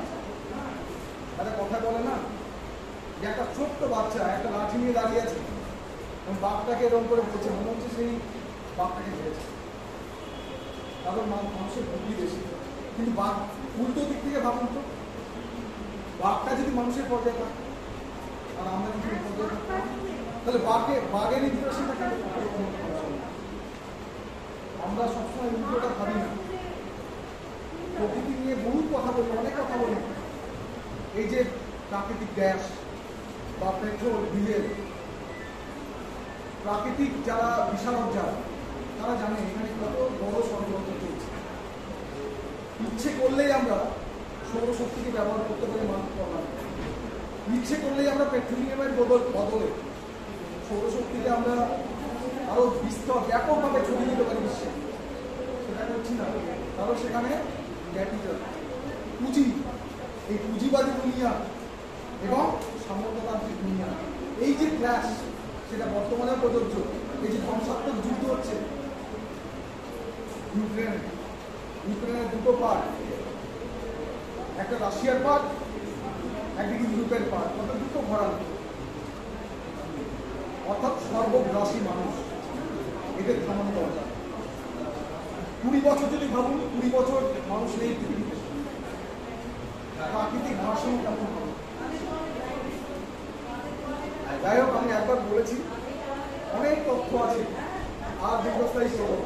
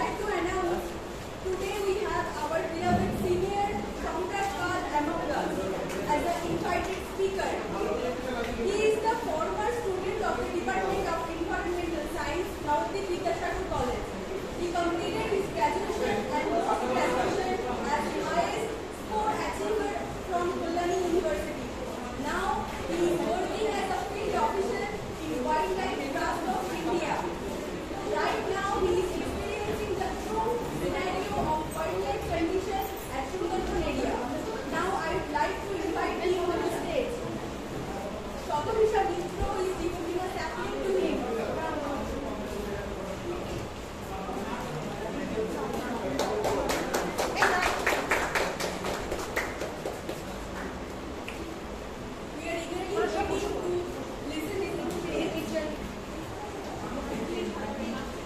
first of all, thanks to my department for calling me today. এত সুন্দর একটা প্রোগ্রাম অ্যারেঞ্জ করা হয়েছে এবং সেদিন পর আসতে পেরে খুব ভালো লাগছে। প্রায় 16 থেকে 6 বছর পর আসলাম, ভালো লাগছে। তো আমি বেসিক্যালি আজকে এখানে যেটা প্রেজেন্ট করবো, সুন্দরবনে গত 4 বছর ধরে রয়েছে, 18 থেকে। তো 18 থেকে 22 পর্যন্ত এই পর্যন্ত যেটুকু আমার ফিল্ড এক্সপিরিয়েন্স, যা যা কাজ করেছি, যে কাজগুলো আমি করি, তো সেই জিনিসগুলোকেই আমি প্রেজেন্ট করি। তো আমি এই মুহূর্তে ওয়াইল্ড লাইফ ট্রাস্ট অফ ইন্ডিয়াতে রয়েছি, সেখানে গত 4 বছর ধরে সুন্দরবন টাইগার কনজারভেশন প্রজেক্টে রয়েছি অ্যাজ এ ফিল্ড অফিসার। তো মোস্টলি আমার কাজটা যেটা থাকে অ্যাজ এ বায়োলজিস্ট, আমার রেস্কিউ, রিলিজ এই জিনিসগুলোই থাকে, তো আমি সেটা নিয়ে ডিল করি। তো যেহেতু আজকে পুরো প্রেজেন্টেশনটাই মোস্টলি বাঘের উপরই রয়েছে এবং সুন্দরবনের বাঘের উপর, তো সেটা শুরু করার আগে আমি যেটা বলতে চাই, এখানে কিছু সাবস্পিসিস রয়েছে টাইগার, অর্থাৎ থ্রু আউট দ্য ওয়ার্ল্ড, সারা পৃথিবীতে বাঘের যে সাবস্পিসিস অর্থাৎ উপপ্রজাতি যেগুলো রয়েছে, সেইগুলো এখানে লিস্ট করা।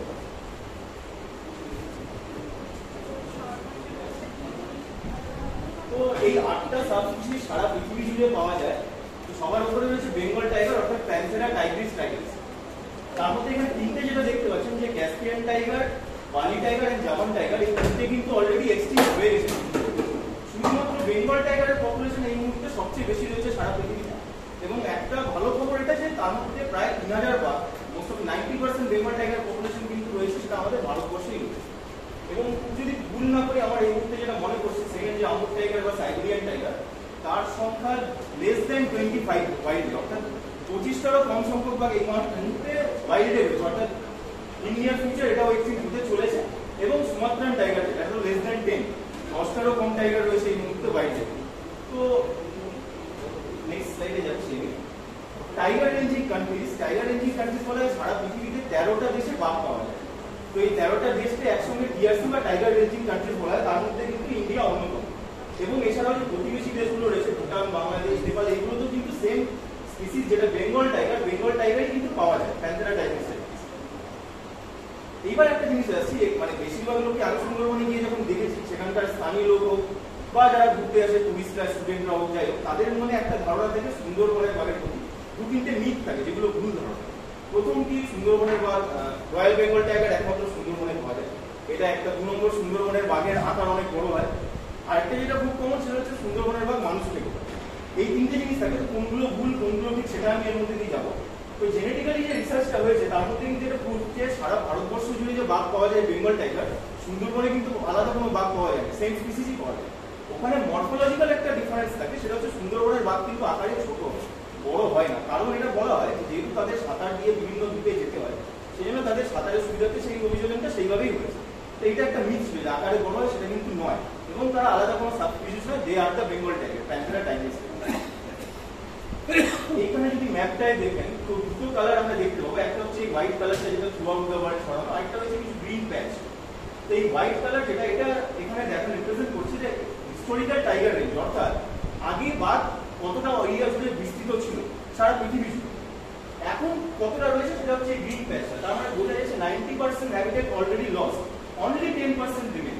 এবং যদি ভারতবর্ষের ম্যাপটার দিকে দেখি আমরা, এখানে কিন্তু দেখা যাবে, যদি আমরা নর্থের কাশ্মীর এবং এক্সট্রিম ওয়েস্টের আমরা গুজরাট, রাজস্থানের পার্টটা ছেড়ে দিই, সেটা বাদ দিয়ে কিন্তু সারা ভারতবর্ষের নর্থ ইস্ট থেকে নিয়ে সাউথ পর্যন্ত, ইস্ট থেকে নিয়ে ওয়েস্ট পর্যন্ত এবং সেন্ট্রাল ইন্ডিয়া পুরোটাই কিন্তু বাঘের বাসস্থান ছিল, যেটা এখন শুধুমাত্র কিছু খুচরো জায়গায় থেকে গেছে, এখানে।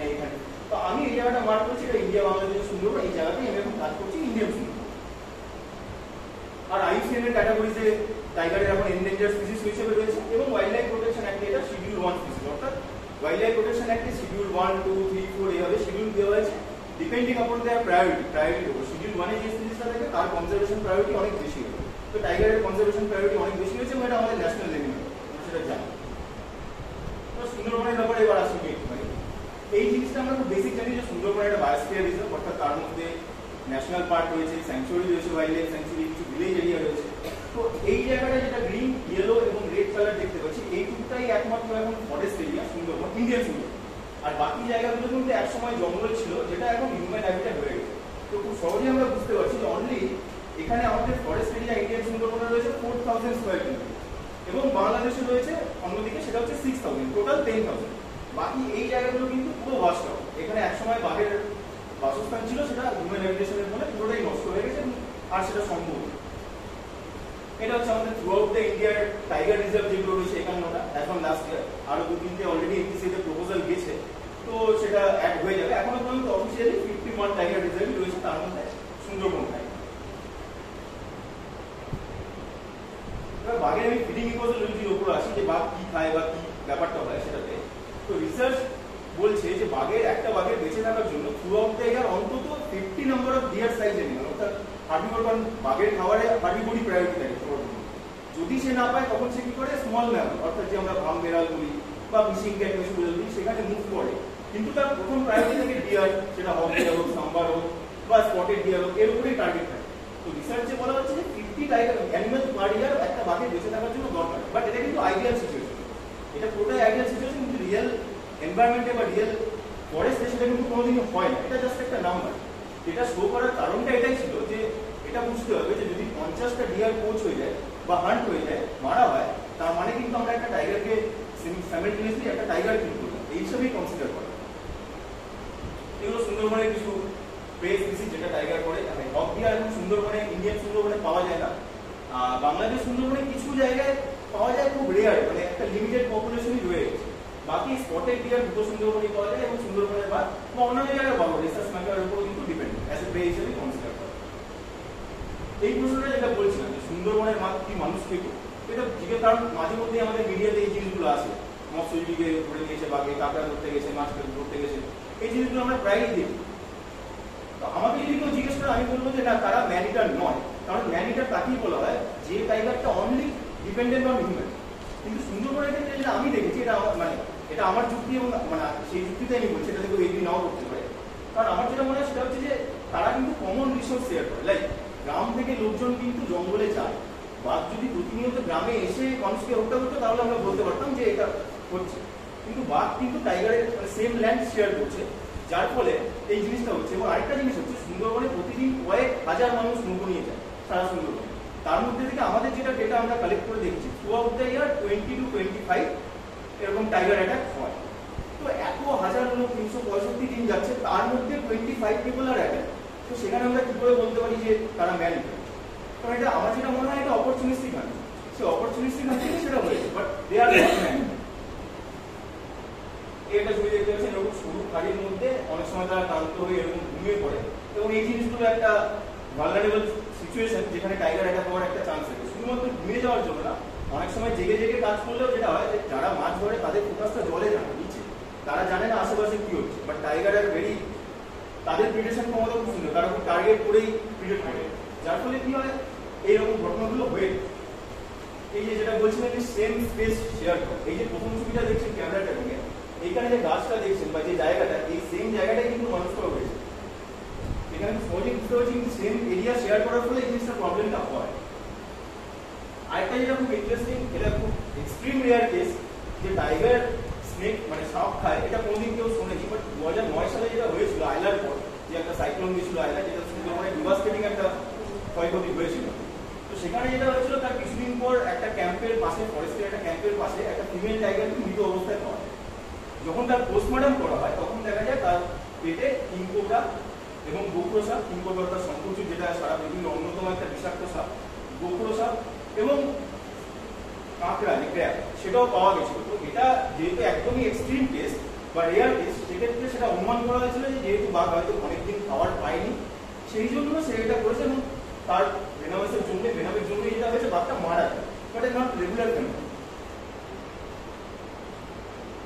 টাইগারের এস্টিমেশন সুন্দরবনে কি করে এস্টিমেট করা, কারণ অন্যান্য জায়গায় এস্টিমেট করাটা অনেক সহজ, সুন্দরবনের ক্ষেত্রে অসুবিধা এটাই যেহেতু জোয়ার ভাটা হয়, জোয়ার ভাটার ফলে এখন যেহেতু ক্যামেরা ট্রেনিং হয়, তো ক্যামেরাটা কোন জায়গায় বসানো হবে, কতটা হাইটে বসানো হবে, সেই জিনিসগুলো মাথায় রাখতে হয়।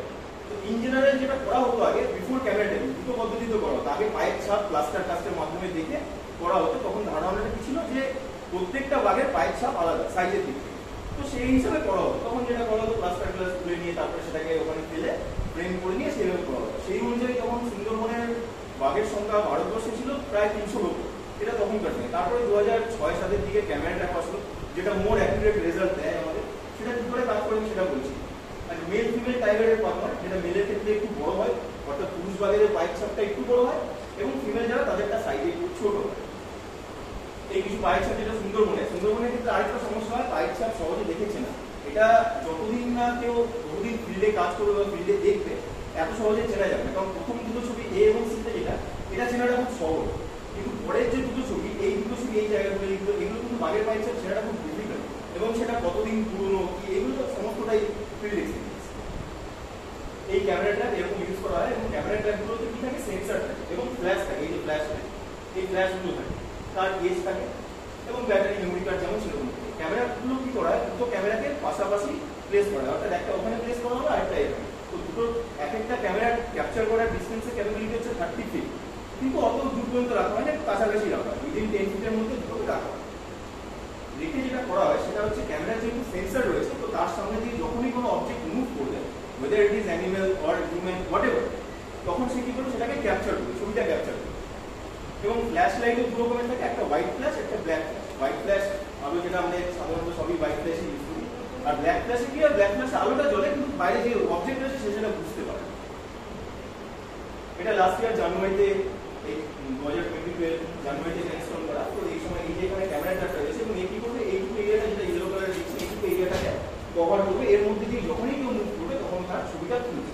তো যখনই আমরা ফিল্ডে গিয়ে ক্যামেরাগুলো বসাই তখন ওখানে কিন্তু তৎক্ষণাৎ আবার একবার চেক করে দেখে নিতে হবে, কারণ ক্যামেরাগুলো বসানোর 15 দিন পর গিয়ে আবার আমরা ব্যাটারি বা মেমোরি কার্ড যদি ফুল হয়ে গিয়ে থাকে সেটা চেঞ্জ করবো। সেইগুলো ইনস্টল করার আগে আবার অন ফিল্ড ওখানে দেখতে হয়, যেটা সুন্দরবনের ক্ষেত্রে একটু রিস্কি হয়, কারণ এত ডেন্স জঙ্গল এবং যে কোনো সময় ওই অঞ্চলে বাঘ থাকতেই পারে।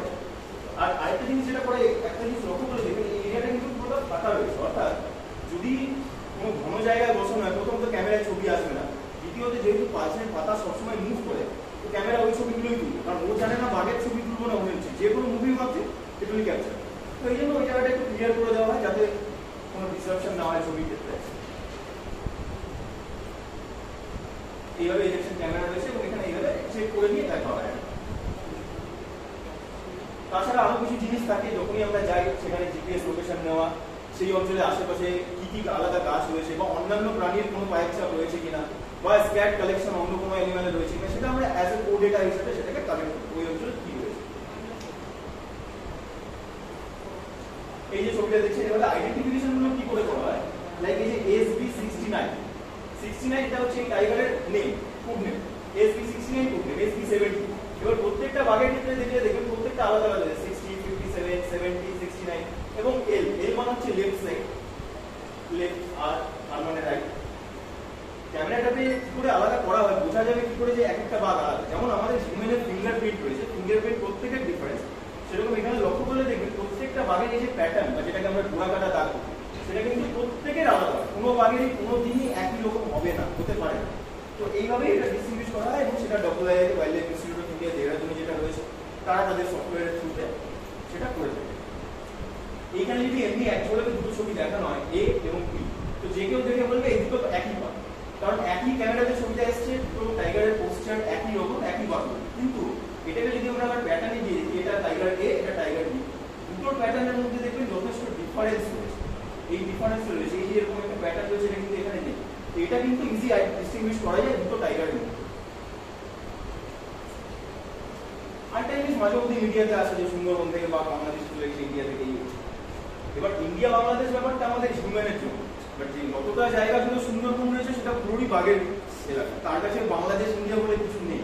তো লাস্ট ইয়ার হয়েছিল যে 4 মাস ধরে টাইগারটা যেহেতু রেডিও কলার করা হয়েছিল, সেখান থেকে বোঝা গেছিল যে টাইগারটা 100 কিলোমিটার ক্রস করে বাংলাদেশে চলে গেছে। এখন যেটা সুবিধা হয় সেটা হচ্ছে ইন্ডিয়া এবং বাংলাদেশ যখনই সুন্দরবনে টাইগার এস্টিমেশন করে, দুটো দেশই নিজেদের ডেটাকে শেয়ার করে, এই একটাই কারণে যে দুজনেই যাতে একটা বাঘকে সিঙ্গেল হিসেবে না ধরে, সেই জন্য ডেটা শেয়ার করে। নইলে আগে যেটা হতো, এই বাঘটাকে আমরা সাপোজ আমরাও একটা ইন্ডিভিজুয়াল হিসেবে ধরছি, বাংলাদেশের একটা অন্য ইন্ডিভিজুয়াল, তো সেক্ষেত্রে নাম্বারের একটা প্রবলেম। আরো মোর অ্যাক্টিভিটির জন্য এখন যেটা করা হয়, দুজনের ডেটা শেয়ার করা হয়, তারপরে সেটা পাবলিশ হয়। এটা একটা স্পেশাল ডিস্ট্রিবিউশন ডেনসিটি, লাইক কোন জায়গায় যখন ক্যামেরাটা করা হয়েছিল তখন টাইগার ডেনসিটি কেমন ছিল, এবং এটা সবসময় কন্টিনিউয়াস চেঞ্জ। মানে আমি এখন যে ম্যাপটা পাচ্ছি, আমি 5 মাস পরে গিয়ে ক্যামেরা যদি বসাইছিলাম আবার একটা আলাদা ম্যাপ পাবো। তো এটার একটা সুবিধা এটাই হচ্ছে যে রেগুলার যদি কোনো একটা এরিয়াতে টাইগার না থাকে, হয়তো আমি টাইগার ডেনসিটি দেখছি খুব লো, রেগুলার 3-4 বছর ধরে করে দিচ্ছি, কোনো কারণে টাইগার ডেনসিটি লোই দেখাচ্ছে, তখন সেই জায়গাটাকে চেক করা হয় যে অ্যাকচুয়ালি সেখানে নিশ্চয়ই কোনো প্রবলেম রয়েছে, যার ফলে টাইগার একেবারেই এই জায়গাটা ইউজ করছে না, সেইটা দেখা হয়। তাদের দেন ইয়ার যখন এস্টিমেট করা এখনো পর্যন্ত, এটা 2020 ফিগার, তো 96, তো এটা যখন পাগমার্ক এস্টিমেশনে করা হতো তখন বলছিল মোর দ্যান 300, সেটা কিন্তু যখন ক্যামেরা ট্র্যাপ করা হলো আরো যখন অ্যাকুরেট ডেটা আমরা পেলাম তখন কিন্তু এটা এতটা কমে গেল। তার আগে এটা 88 ছিল, আমি যখন 2018-তে ঢুকি তখন সেটা 88 ছিল, তারপরে এটা 96 এসেছে। এবং লাস্টে আমি ক্যামেরাটাকে কিছু ছবি দেখালাম 2022-এর জানুয়ারিতে আমরা যেটা ইনস্টল করেছি, আমাদের আশা নাম্বারটা আরো বাড়বে, তার ডেটা অ্যানালিসিসে কাজ চলছে অলরেডি এবং এটা বাড়বে। ম্যানেজমেন্টের জায়গা আছে, ম্যানেজমেন্ট বলতে কি করে কনফ্লিক্টের জায়গাটা ম্যানেজ করা হয়, এটা ফরেস্ট ডিপার্টমেন্ট একটা মেজর রোল প্লে করে। তো এখানে ছবিটা দেখতে পাচ্ছেন নাইলন নেট। তো নাইলন নেট যেটা করা হয় যে সুন্দরবনে যেহেতু গ্রাম এবং জঙ্গলের মাঝে নদী থাকে, তো জঙ্গল পার্শ্ববর্তী যে গ্রামগুলো থাকে সেই গ্রামগুলোতে কি করা হয়, জাল দেওয়া হয়, গ্রামের জঙ্গলের সাইডগুলোতে জাল দেওয়া হয় যাতে বাঘ না আসতে পারে। বাট এটার একটা ব্যাপার আছে, বাঘের কাছে কিন্তু এটা একটা মেন্টাল ব্যারিয়ার, মানে এই জালটা ছিঁড়ে ফেলা বা এটা টপকে আসা বাঘের কাছে কোনো ব্যাপার না, but this are only mental barrier. Like আমার সামনে যদি এখানে একটা আগুন জ্বালিয়ে দেওয়া হয়, ভাববো না উপরে যেতে পারবো না, ঠিক আছে যাবো না, আমি একটু চলে যাবো, তাই করবো। এরকম অনেক কেস হয়েছে, কারণ কমিউনিটিও মানে গ্রামের লোকজন কিন্তু মাছ কাঁকড়া ধরার জন্য তারা জঙ্গলে ঢুকে এবং অনেক সময় তারা কি করে জালটাকে কেটে ঢুকে, অনেক সময় নিচ থেকে তুলে দিয়ে চলে যায়, নামায় না, তো অনেক সময় যার মধ্যে বাঘ বেরিয়ে চলে আসে। ম্যানগ্রোভ প্ল্যান্টেশন, যেটা ম্যানেজমেন্টের একটা মূল স্ট্র্যাটেজি রয়েছে, যে আফটার আমফানের পরে একটা প্রোগ্রাম চলেছিল গভর্নমেন্টের এবং রেগুলার ফরেস্ট ডিপার্টমেন্ট সেটা নার্সারিতে করেছে এই জিনিসটা উপরে।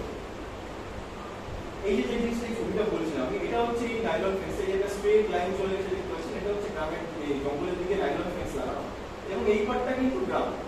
এবার এখান থেকে যদি কেউ জাল কেটে ভেতরে ঢুকে যায় বা জাল ছিঁড়ে যায়, কারণ একটা রেগুলার মেনটেন্যান্স এবং পেট্রোলিংয়ের দরকার, তো পেট্রোলিংটাও একটা খুব টাফ ব্যাপার, কারণ পেট্রোলিং আমি যদি এখান থেকে মোটর চালিয়ে চলে যাই আমি কিছু দেখতে পাবো না, কারণ এই ব্যাচের জন্য আমি এটা দেখতে পাবো না। যেটা করা হয় সেটা হচ্ছে মাঝে মাঝে নেমে কিছুটা জায়গায় হেঁটে গিয়ে দেখে নেওয়া, আবার মোটরে চলে যাওয়া, এই জিনিসগুলো হয়। তো এইভাবে এই জাল টাল লাগানো, এই জিনিসগুলো এই পেট্রোলিং এই কাজগুলো হয়ে থাকে। আরেকটা যেটা ম্যানেজমেন্টের রোল থাকে সেটা হচ্ছে মাঝে মধ্যে যখন বাঘ বেরিয়ে চলে আসে গ্রামের দিকে, তো প্রথম মূল প্রায়োরিটি থাকে আমাদের যে যদি সাপোজ গ্রামের এখানে বাঘ বেরিয়ে এসছে এবং উল্টো দিকে যদি জঙ্গল থাকে, তো আমাদের মেইন প্রায়োরিটি থাকে গ্রামের দিকটা জাল দিয়ে ঘিরে দেওয়া এবং টাইগারটাকে ড্রাইভ আউট করা, যে জঙ্গলে যাতে সে চলে যায়। যদি সেটা কোনো কারণে না হয়, কারণ বিভিন্ন সময় বিভিন্ন রকম সিচুয়েশন আছে, তখন যেটা করতে হয়, তখন খাঁচা রাখতে হয় কেজ এবং কেজের মধ্যে বোর্ড রেখে সেটাকে ক্যাপচার করার চেষ্টা করা হয়। তারপরে ট্রাঙ্কুলাইজের ব্যাপার আছে, যদি কেজে চলে আসে দ্যাটস ফাইন, আদারওয়াইজ তখন ট্রাঙ্কুলাইজেশনের দরকার হয়, অর্থাৎ ট্রাঙ্কুলাইজেশন অর্থাৎ তাকে অজ্ঞান করে ক্যাপচার করে তারপরে তাকে দেখে তারপরে তাকে আবার রিলিজ করা। আলটিমেট উদ্দেশ্য হচ্ছে তাকে আমার জঙ্গলে নিয়ে রিলিজ করে দেওয়া। তো এই সময় যে প্রবলেমটা হয় সেটা হচ্ছে যে অনেকগুলো জিনিস মাথায় রাখতে হয় এই সময় ফিল্ডে, মানে কোথায় নাড়বে খেলা। প্রথম হচ্ছে টাইগারটার যাতে কোনো রকম ক্ষতি না হয়, দ্বিতীয়ত হচ্ছে কমিউনিটির লোকজন যারা বাঘ এসছে মানে হাজারে হাজারে লোক দেখতে আসে, সেই ক্রাউডটাকে কন্ট্রোল করা। 3 নম্বর হচ্ছে যে এনটিসি এর যে গাইডলাইন রয়েছে, ন্যাশনাল টাইগার কনজারভেশন অথরিটি, সেই গাইডলাইনটাকে কিন্তু যাতে কোনোভাবেই ব্রেকআউট না হয় সেইটাকেও মাথায় রেখে কাজ করতে হয়, কারণ ফিল্ডে অনেক সময় এমন সিচুয়েশন চলে আসে যে অনেক সময় হয় না সম্ভব, কিন্তু সেই জিনিসটাকেও কন্ট্রোল করতে হয়। লাস্ট যেটা হয়েছিল 2021 ডিসেম্বরে 7 দিন ধরে কুলতলিতে একটা বাঘ উঠেছিল, তো সেই 7 দিনের ওই অপারেশন পুরোটা দিয়েছিলাম, তো সেটা আমাদের কাছে অনেক ডিফিকাল্ট হয়ে গেছিল, কারণ 7 দিন একটা হিউজ লং টাইম। তো কমিউনিটির লোকজন অস্থির হয়ে গেছে, বাঘটাকে তাড়াতাড়ি বের করো, এই করে এই জিনিসগুলো রয়েছে, অনেক লোক চলে আসছে, সেই ক্রাউডটা ম্যানেজ করা, এই জিনিসগুলো খুব ডিফিকাল্ট হয়ে যায়। একটা ছোট্ট আমি ভিডিও দেখাচ্ছি, জাস্ট 30-40 সেকেন্ডে। একটা ধান খেতে বাঘ ঢুকেছে, সেক্ষেত্রে বীজটাকে নিয়ে গিয়ে খাঁচাটাকে নিয়ে গিয়ে ধান খেতে রাখা হচ্ছে এবং জাল দিয়ে 3টে লেয়ারে জাল দিয়ে ক্ষেতটাকে ঘেরা হয়েছে। এই কেসটা হয়েছিল লাস্ট টাইম আমাদের ফায়ার ব্রিগেডকে ডাকতে হয়েছিল, জল স্প্রে করে, কারণ টাইগারটা বাইরেই আসছিল না, আমরা তাকে দেখতেই পাচ্ছি না। তারপরে তাকে খাঁচায় যখন সে ধরা পড়ে আর কি, এবং অলরেডি তখন সে অজ্ঞান, সেই সময় প্রবলেমটা ছিল হাজার হাজার লোক ম্যানেজ করা। অন্তত সেই সময় আমি ভুল না বলে অন্তত 8-10 হাজার লোক ছিল আশেপাশের গ্রাম থেকে নৌকো নিয়ে এসে এই ফুল গ্রাউন্ড যারা নৌকো পায়নি তারা সাঁতার দিয়ে এসছে, এরকম আমি দেখতে পাই কিছু ছবি আছে, সাঁতার দিয়ে আসছে। তো সেই সময় প্রায়োরিটিটা মানে ফোকাস করে যে টাইগারকে আমি এবার যে বোটের রিচটা উঠবে সেই বোটটা অলরেডি আমাদের বোটে প্রায় তখন 60-70 জন লোক, মানে কেউ রেলিং করে চলছে, বোটটা এক সাইডে কাঁপে গেছে। ওই জিনিসগুলো, ওই প্র্যাকটিক্যাল সিচুয়েশনগুলো খুব ম্যাটার করে। এই আমাদের দুটো বোট রয়েছে ওখানে এমার্জেন্সি কাজের জন্য, সেটা হচ্ছে একটা বড় ভেসেল, একটা স্পিড বোট করে নিয়ে এমার্জেন্সি, সেই জিনিসটা আমরা অ্যাসিস্ট করে থাকি ডিপার্টমেন্টে। আরেকটা যেটা রয়েছে সেটা হচ্ছে যে ট্রান্সবাউন্ডারি, আমাদের এই ডব্লিউকে ট্রান্সবাউন্ডারি একটা প্রজেক্ট চলছে, অর্থাৎ সুন্দরবনে বাংলাদেশের দিকেও চলছে এবং ইন্ডিয়ান সাইডেও চলছে। তো বছরে একবার করে নলেজ শেয়ারিং একটা ওয়ার্কশপ টাইপের করা হয়, ওখানে কারণ ওখানে একটা প্রবলেম হচ্ছে আমাদের এখানে যেমন ইন্ডিয়ান সুন্দরবনে গ্রামের দিকে জঙ্গল যেগুলো আছে সেগুলোতে নাইলন ফেন্স দেওয়া আছে, কিন্তু বাংলাদেশে সেটা দেওয়া নেই, যার ফলে ওখানে স্ট্রেনটা মারাত্মকভাবে হয়। কারণ প্রবলেম হচ্ছে ওখানকার কমিউনিটি সেই নাইলন ফেন্স ইনস্টলটাকে সাপোর্ট করে না, এবং কমিউনিটি সাপোর্ট না করলে ডিপার্টমেন্ট বা গভর্নমেন্ট কোনোভাবেই সেটা ইনস্টল করতে পারবে। তো এটা 18 থেকে আমরা যখন ওখানে যাওয়া শুরু করলাম, ওখানে অনেক মিটিং হয়েছে ওখানকার ডিপার্টমেন্টের সঙ্গে। তো এই বছর আমরা খবর পেয়েছি এই বছর তারা একটা পোর্শনে রাজি করাতে পেরেছে ইনস্টল করবে। তো এটা সারা ওইদিকে হয়ে গেলে পরে কারণ গিয়ে আমরা দেখছি এক একটা গ্রামে বছরে প্রায় 100 বার বাগ এসছে, 100 বার মানে 100 টাইম একটা বাগ এসছে একটা গ্রামে পৌঁছতে, কারণ কোনো ব্যারিয়ার নেই। তো এটা ওরা করতে চলেছে, এটা বেটার। বেশি কিছু নেই। আচ্ছা, হ্যাঁ, তিনটে এরিয়া, তিনটে। তো একটা হচ্ছে যে আমি জানি না মিথ কিনা, সেটা হচ্ছে যে ওখানকার গাইডলাইন মানে বলছিল যে যেহেতু শ্রাবসগুলো এরকম থাকে ম্যানগ্রোভসে নিউ তাতে কি ওদের এই রক্ত বেরোয় বলে তাদের ব্লাড একটা স্মেল পায়, সেখান থেকে কি ম্যানিটার হয়? আমি বলে নিই। This is one point. Second point হচ্ছে যে ট্যুরিজম, আমি ভীষণ বিরক্ত হয়েছি যে প্রচণ্ড মানে বেলাল্লা করা করছে ইয়াং ছেলেরা, এটা কি গভর্নমেন্ট কোনোভাবে কিছু করে কি, অ্যাড্রেস করে কি? এটা সেকেন্ড পয়েন্ট। থার্ড হচ্ছে আমি শুনেছি যে প্রচুর আইল্যান্ডস আন্ডার ওয়াটার চলে যাবে ইন দ্য ফিউচার। এই তিনটে একটু যদি প্রথমটা যেটা বললেন যে রক্ত লেগে যায়, এই জিনিসটা হয় না, কারণ যারা জঙ্গলে যায় তারা যথেষ্ট অভিজ্ঞ এবং এই জিনিসটার জন্য কোনো কিছু ইম্প্যাক্ট করে না। কারণ আমরা এমন জায়গায় পেয়েছি যেখানে আমরা লাস্ট 3-4 বছর ধরে হয়তো ওই স্পটটা ওইটুকু গ্রিডে মানে যখন এস্টিমেশন করি আমরা জিপিএস ওটাকে 2/2 কিলোমিটারের একটা গ্রিডে ভাগ করি। তো সেখানে হয়তো আমরা দেখিনি টাইগার, কিন্তু সেখানে মানুষের পাইকশাপ রয়েছে, মানে যে জায়গায় টাইগার যাচ্ছে না বা রেগুলার থাকছে না সেই জায়গায় মানুষ রয়েছে for collection of the resource. তো সেই জিনিসটা হয় না, কারণ রক্ত দেখে চলে আসবে। কারণ আমি বললাম ওই হাজারে হাজারে লোক যাচ্ছে, তার মধ্যে বছরে 20-25টা অ্যাটাক হচ্ছে। তো দিজ আর অনলি অপরচুনিটি। 2 নম্বর যেটা বললেন যে ট্যুরিজমের প্রবলেমটার জন্য গভর্নমেন্ট করে, কিন্তু সমস্যাটা যেটা হচ্ছে যে গভর্নমেন্টের মানে ম্যান পাওয়ারটা এতটাই কম, এত বড় 4000 square kilometre only 200 or 250 forest department staff রয়েছে, তাও আবার মানে রেগুলার এবং নন রেগুলার দুটো মিলিয়ে। যার ফলে ডিপার্টমেন্টের এই ম্যান পাওয়ারের স্ট্রেংথটা খুবই কম, যার ফলে পুরো হিউজ এরিয়াটা মনিটর করাটা সম্ভব হয় না। দ্বিতীয়ত আরেকটা জিনিস থাকে মনিটরের যে একটা ইকুইপমেন্ট, যে বোর্ডটার দরকার, সেই বোর্ডটা এতই কম স্পিড, মানে তার জায়গায় যারা যাচ্ছে তারা গিয়ে বেরিয়ে চলে আসবে, এটা একটা প্রবলেম। আরেকটা লাস্ট কোশ্চেন আছে, আন্ডার ওয়াটার চলে যাচ্ছে, অনেক আন্ডার ওয়াটার চলে যাচ্ছে, এগুলো সবই প্রেডিক্টিভ মডেলে আছে এবং অনেক আইল্যান্ড অলরেডি আমি নিজেও চোখে দেখেছি যে তার আগের বছর মানে 18-19-20 যে এস্টিমেশনটা হলো তখন তো যে গ্রিডে আমরা গিয়ে ক্যামেরাটা ইনস্টল করেছিলাম, মানে সুন্দরবনে কিন্তু গ্রিডগুলো ফিক্স যে এই গ্রিডে প্রতিবার বসানো, কারণ বারবার গিয়ে ভেতরে গিয়ে নতুন করে করা সম্ভব নয়, ইটস টু রিস্কি। তো আমরা একটা জায়গায় গিয়ে দেখলাম যে গ্রিডটা ছিল জিপিএস লোকেশন দেখাচ্ছে এই পয়েন্টটা, এখানে গ্রিডটাই নেই, মানে ওই ওটা পুরো বসাগুলো এই লোকেশন করে বেরিয়ে চলে। তো আমাদের আবার নতুন একটা গ্রিডে আবার গিয়ে নতুন পয়েন্ট করতে হবে, এটা একটা থ্রেট রয়েছে। এখন এই কোশ্চেনটা আরো এসছে, কারণ বেটার ম্যানেজমেন্ট এফোর্টের জন্য ইন্ডিয়ান সুন্দরবনে টাইগার নাম্বার ইনক্রিজ হচ্ছে, দ্যাটস ফাইন, এবং কমিউনিটির একটা সাপোর্ট রয়েছে। আগে আমি যে জায়গাটা রেস্কিউর জায়গাটা দেখালাম সেটা 20 বছর আগে ওখানেই একটা বাঘ ঢুকেছিল, সেটাকে পিটিয়ে মেরে ফেলা। এই 20-22 বছর পরে সেখানকার লোকেরা কিন্তু সাপোর্ট করছে যে জিনিস, এই যে ধান ক্ষেতটাকে জাল দিয়ে ঘেরা, এই জিনিসগুলো করছে।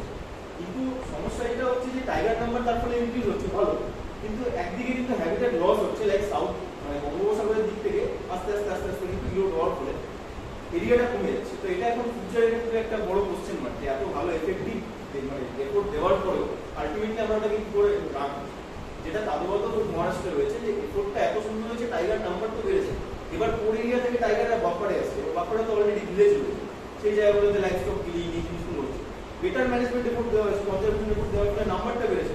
এবার তারা দেখবেন তাদের তো প্রত্যেকের একটা টেরিটরি রয়েছে, বাইরে টেরিটরি রয়েছে, তারা সেটাকে শেয়ার করবে না, তো সেই নতুন টেরিটরি করে তারা বাইরে বেরিয়ে আসছে, এই প্রবলেমটা হচ্ছে। আচ্ছা আমার একটা প্রশ্ন আছে, সেটা হচ্ছে যে সেটা হচ্ছে যে so as per your experience সুন্দরবনের নাম্বার অফ টাইগার ইনক্রিজিং।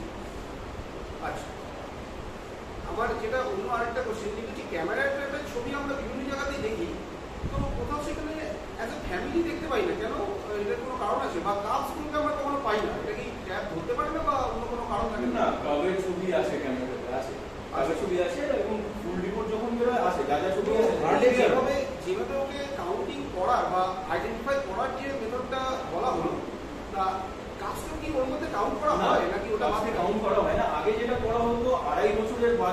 বা তার বেশি যারা থাকতো তাদেরকেই অ্যাজ এ টাইগার হিসেবে মানে এস্টিমেশনে ধরা হতো।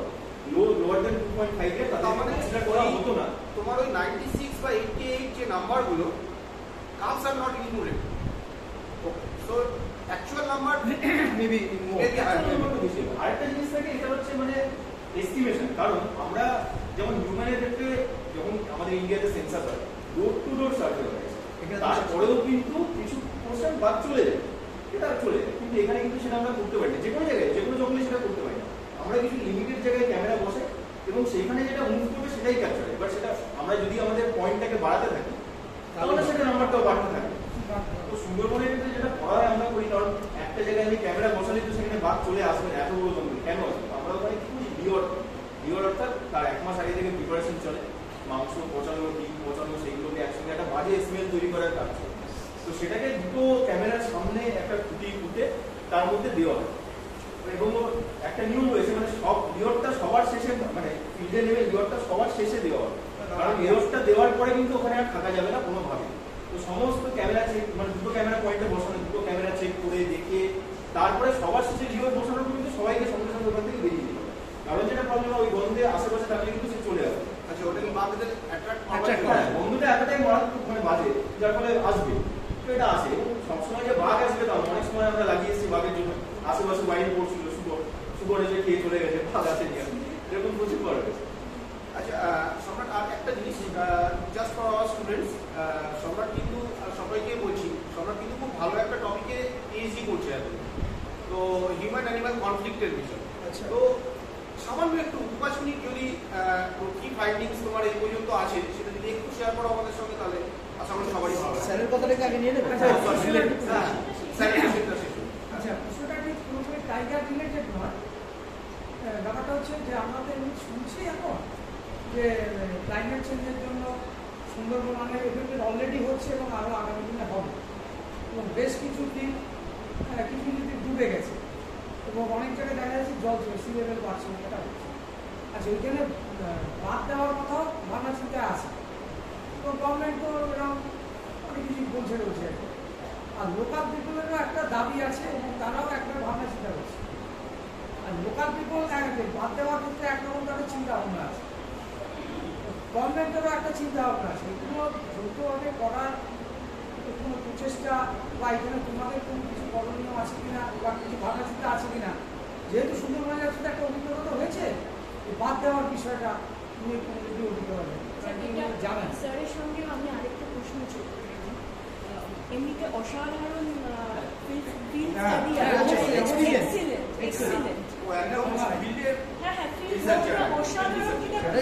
তোমার এই স্লাইডসগুলো দেখে আমার খালি স্যারের সঙ্গে আরেকটা জিনিস যোগ করা, এই যে তুমি বললে না ইরোশন তো হচ্ছে ন্যাচারালি, এঁটেল মাটি ওয়াশ আউট হয়ে যেতেই পারে, তো ম্যানগ্রোভ বা এই সংক্রান্ত কিছু ভাবনা চিন্তা যেটা আর কি সয়েলটাকে আটকাতে পারে, সেটার জন্য কি সরকার কিছু ভাবছে? হ্যাঁ, যেটা আমি বললাম যে প্ল্যান্টেশনের কাজ চলছে, কিন্তু একটা সমস্যা যেটা প্ল্যান্টেশন করতে গিয়ে দেখেছি, এটা ডিপার্টমেন্ট যখন ফিল করছে, সেটা হচ্ছে যে সল্টেশনটা এত বেড়ে গেছে, মানে সল্টটা এত পরিমাণ বেশি সল্টেশন, যার ফলে কি হচ্ছে কিছু স্পিসিস সার্ভাইভ করছে এবং কিছু স্পিসিস লাগানোর পরেও সেটা পাচ্ছে না, মানে বছরের পর বছর লাগানোর পরেও সেই জায়গাটা ওই স্পিসিসগুলো পাচ্ছে না। যেমন কেওয়া, গরান, এইগুলো প্রচণ্ডভাবে বেড়ে যাচ্ছে, পানি, এই গাছগুলো বাড়ছে, কিন্তু যখনই সুন্দরী লাগানো হচ্ছে সেগুলো কিন্তু বেঁচে উঠতে পারছে না, কারণ সুন্দরী অলরেডি হচ্ছে লো সল্ট টলারেন্স স্পিসিস, যেখানে লবণের পরিমাণটা কম থাকে। হ্যাঁ, আরেকটা একটা এখানে মানে আমার যেটা মনে হয়েছে সেটা হচ্ছে যে সুন্দরবনে তো যেহেতু খুব ব্যাকিশ ওয়াটার এরিয়া, নর্থ থেকে ফ্রেশ ওয়াটার আসছে এবং সাউথ থেকে সি ওয়াটার যাচ্ছে। তো নর্থে অনেক বড় বড় নদীগুলো যেমন গঙ্গা, ব্রহ্মপুত্র, এই নদীগুলোতে ড্যাম তৈরি, যার ফলে ফ্রেশ ওয়াটার ইনফ্লোর যে পরিমাণটা সেটা অনেক কমে গেছে। সাউথে কিন্তু সি ওয়াটারটা কিন্তু এসেই যাচ্ছে কন্টিনিউ, সেই জিনিসটা একটা প্রবলেম হয়েছে। তো ওই ব্যালেন্সটা কিন্তু, কারণ ইন্ডিয়ান সুন্দরবনে আমি এখনো পর্যন্ত সুন্দরী গাছ, খুব ভালো একটা সুন্দরী গাছের জঙ্গল পাইনি, যেটা আমি বাংলাদেশে ওখানে যখন মানে আমাদের টিম গেছিল, আমি এখন যেতে পারি, যখন গেছিল ওরা আমাকে দেখিয়েছে যে ওই জায়গাটা কিন্তু এখনো রয়েছে কিছু। হ্যাঁ, স্যারটা যেটা বাঁধের ব্যাপারটা, এটা হচ্ছে মানে কি বলবো, ওই ন্যাশনাল গঙ্গা অ্যাকশন প্ল্যানের শুরু হয়েছে রাজীব গান্ধীর সময়, তো ওই রকম ব্যাপার আর কি। তো একটা ব্যাপার হচ্ছে যে সুন্দরবনের গ্রাম যে দ্বীপগুলোতে রয়েছে সেগুলো কিন্তু অলরেডি জলের তলায়, কারণ মানে গ্রামগুলো যে দ্বীপের উপর তৈরি হয়েছে সেই দ্বীপগুলো কমপ্লিট ফরমেশনের আগেই সেখানে হিউম্যান হ্যাবিটেশন হয়ে গেছে। অর্থাৎ যখন একটা দ্বীপ তৈরি হবে, দ্বীপটা কিন্তু উল্টোনো বাটির মতো হবে, মানে মেটেরিয়ালটা একদম উঁচু থাকে না। তো ওই দ্বীপগুলো তখনও ওই ফর্মে যায়নি, তার আগেই অলরেডি হিউম্যান হ্যাবিটেশন হয়ে গেছে। যার ফলে কি হয়েছে, ওখানে সয়েল ডিপোজিটটা আর হচ্ছে না, কারণ বাদ দিয়ে দিয়েছে অলরেডি, সয়েলটা আর ডিপোজিট হচ্ছে না। এবার এইদিকে নদীর দিকে কিন্তু অলরেডি সাউথ থেকে জলের সঙ্গে মাটি আসছে, ডিপোজিট হচ্ছে না। তো যখনই জোয়ার হয় আমরা দেখতে পাই, নৌকো যখন চাই ফুল জোয়ারে, মানে বাঁধ আর নৌকো এক হয়েছে, আমি এখান থেকে শুধু গ্রামের বাড়ির শুধু মানে মাথাটা দেখতে পাচ্ছি। এটা একটা প্রবলেম। আর বাঁধের যেটা সেটা হচ্ছে গভর্নমেন্টের একটা, দুটো গভর্নমেন্টের ইনিশিয়েটিভের প্রবলেম, কোঅপারেশনের একটা প্রবলেম রয়েছে। এবং আমার মনে হয় না কংক্রিট বাঁধ দিয়েও বাঁচানো যাবে, কারণ এইরকম আইলা আমফান এরকম যদি কন্টিনিউ বছরে একটা দুটো করে হয়, যাই বাদ দেওয়া হোক না কোনো, সেটা আমার মনে হয় না সার্ভাইভ করবে বেশি দিনের জন্য। বাংলাদেশে তো আরো বেশি ফ্লাড, বাংলাদেশে তো আরো বেশি ফ্লাড, জলটা তো সল্টি ওয়াটারটা থাকছে। এবং বাংলাদেশের থেকে ইন্ডিয়ান সুন্দরবনে যে ডিফারেন্সটা আমি পেয়েছি সেটা হচ্ছে বাংলাদেশে কিন্তু এখনো টাইগার কোচিং বা ডিয়ার কোচিং এর কেসটা প্রচন্ডভাবে রয়েছে। মানে প্রতিদিন, মানে প্রতি সপ্তাহে আমি অন্তত 4 বা 1টা 2টো করে হরিণের কোচিং প্রতি সপ্তাহে। ইন্ডিয়ান সুন্দরবনে কিন্তু সেই জিনিসটা অনেক রেস্ট্রিক্টেড রয়েছে, পলিসি সাপোর্ট রয়েছে এবং লিগাল সাপোর্টটা গভর্নমেন্টের ওই দিকটাই রয়েছে। তো এখন যেটা প্রবলেম দেখতে পাই যে টাইগার বা ক্রোকোডাইল এই জিনিসগুলো নিয়ে কিন্তু মানুষ খুব সেন্সিটিভ, কিন্তু যে অন্যান্য স্মল অ্যানিমেলগুলো রয়েছে লাইক ফিশিং ক্যাট, জঙ্গল ক্যাট, এইগুলো কিন্তু এখনো যেমন আগে মানে মারা হতো বা কঞ্চ, এগুলো এই সেন্সিটাইজেশনটা এখনো তৈরি হয়নি।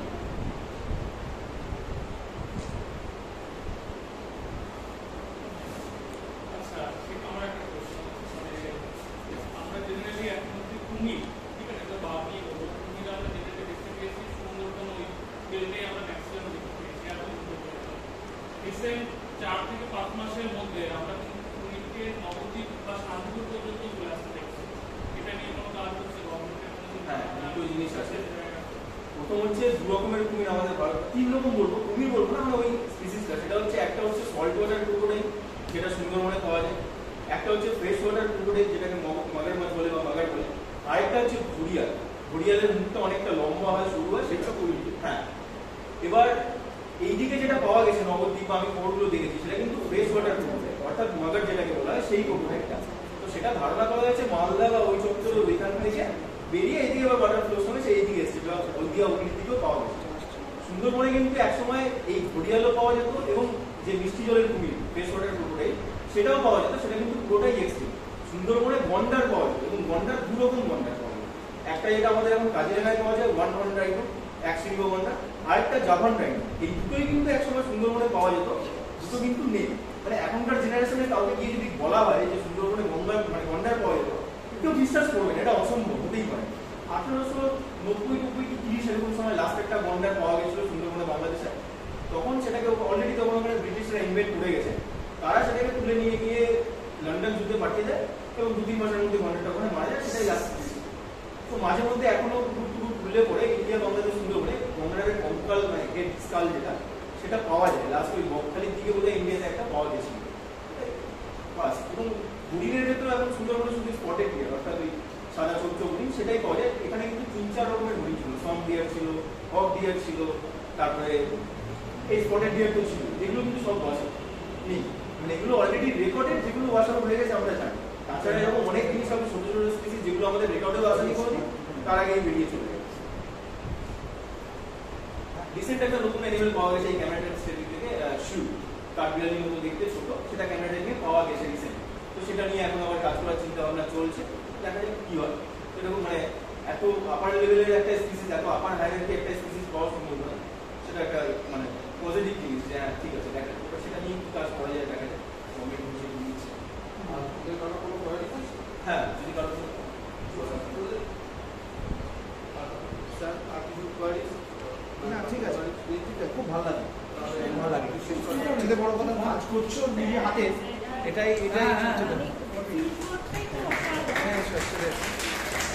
সবচেয়ে ভালো, খুব ভালো।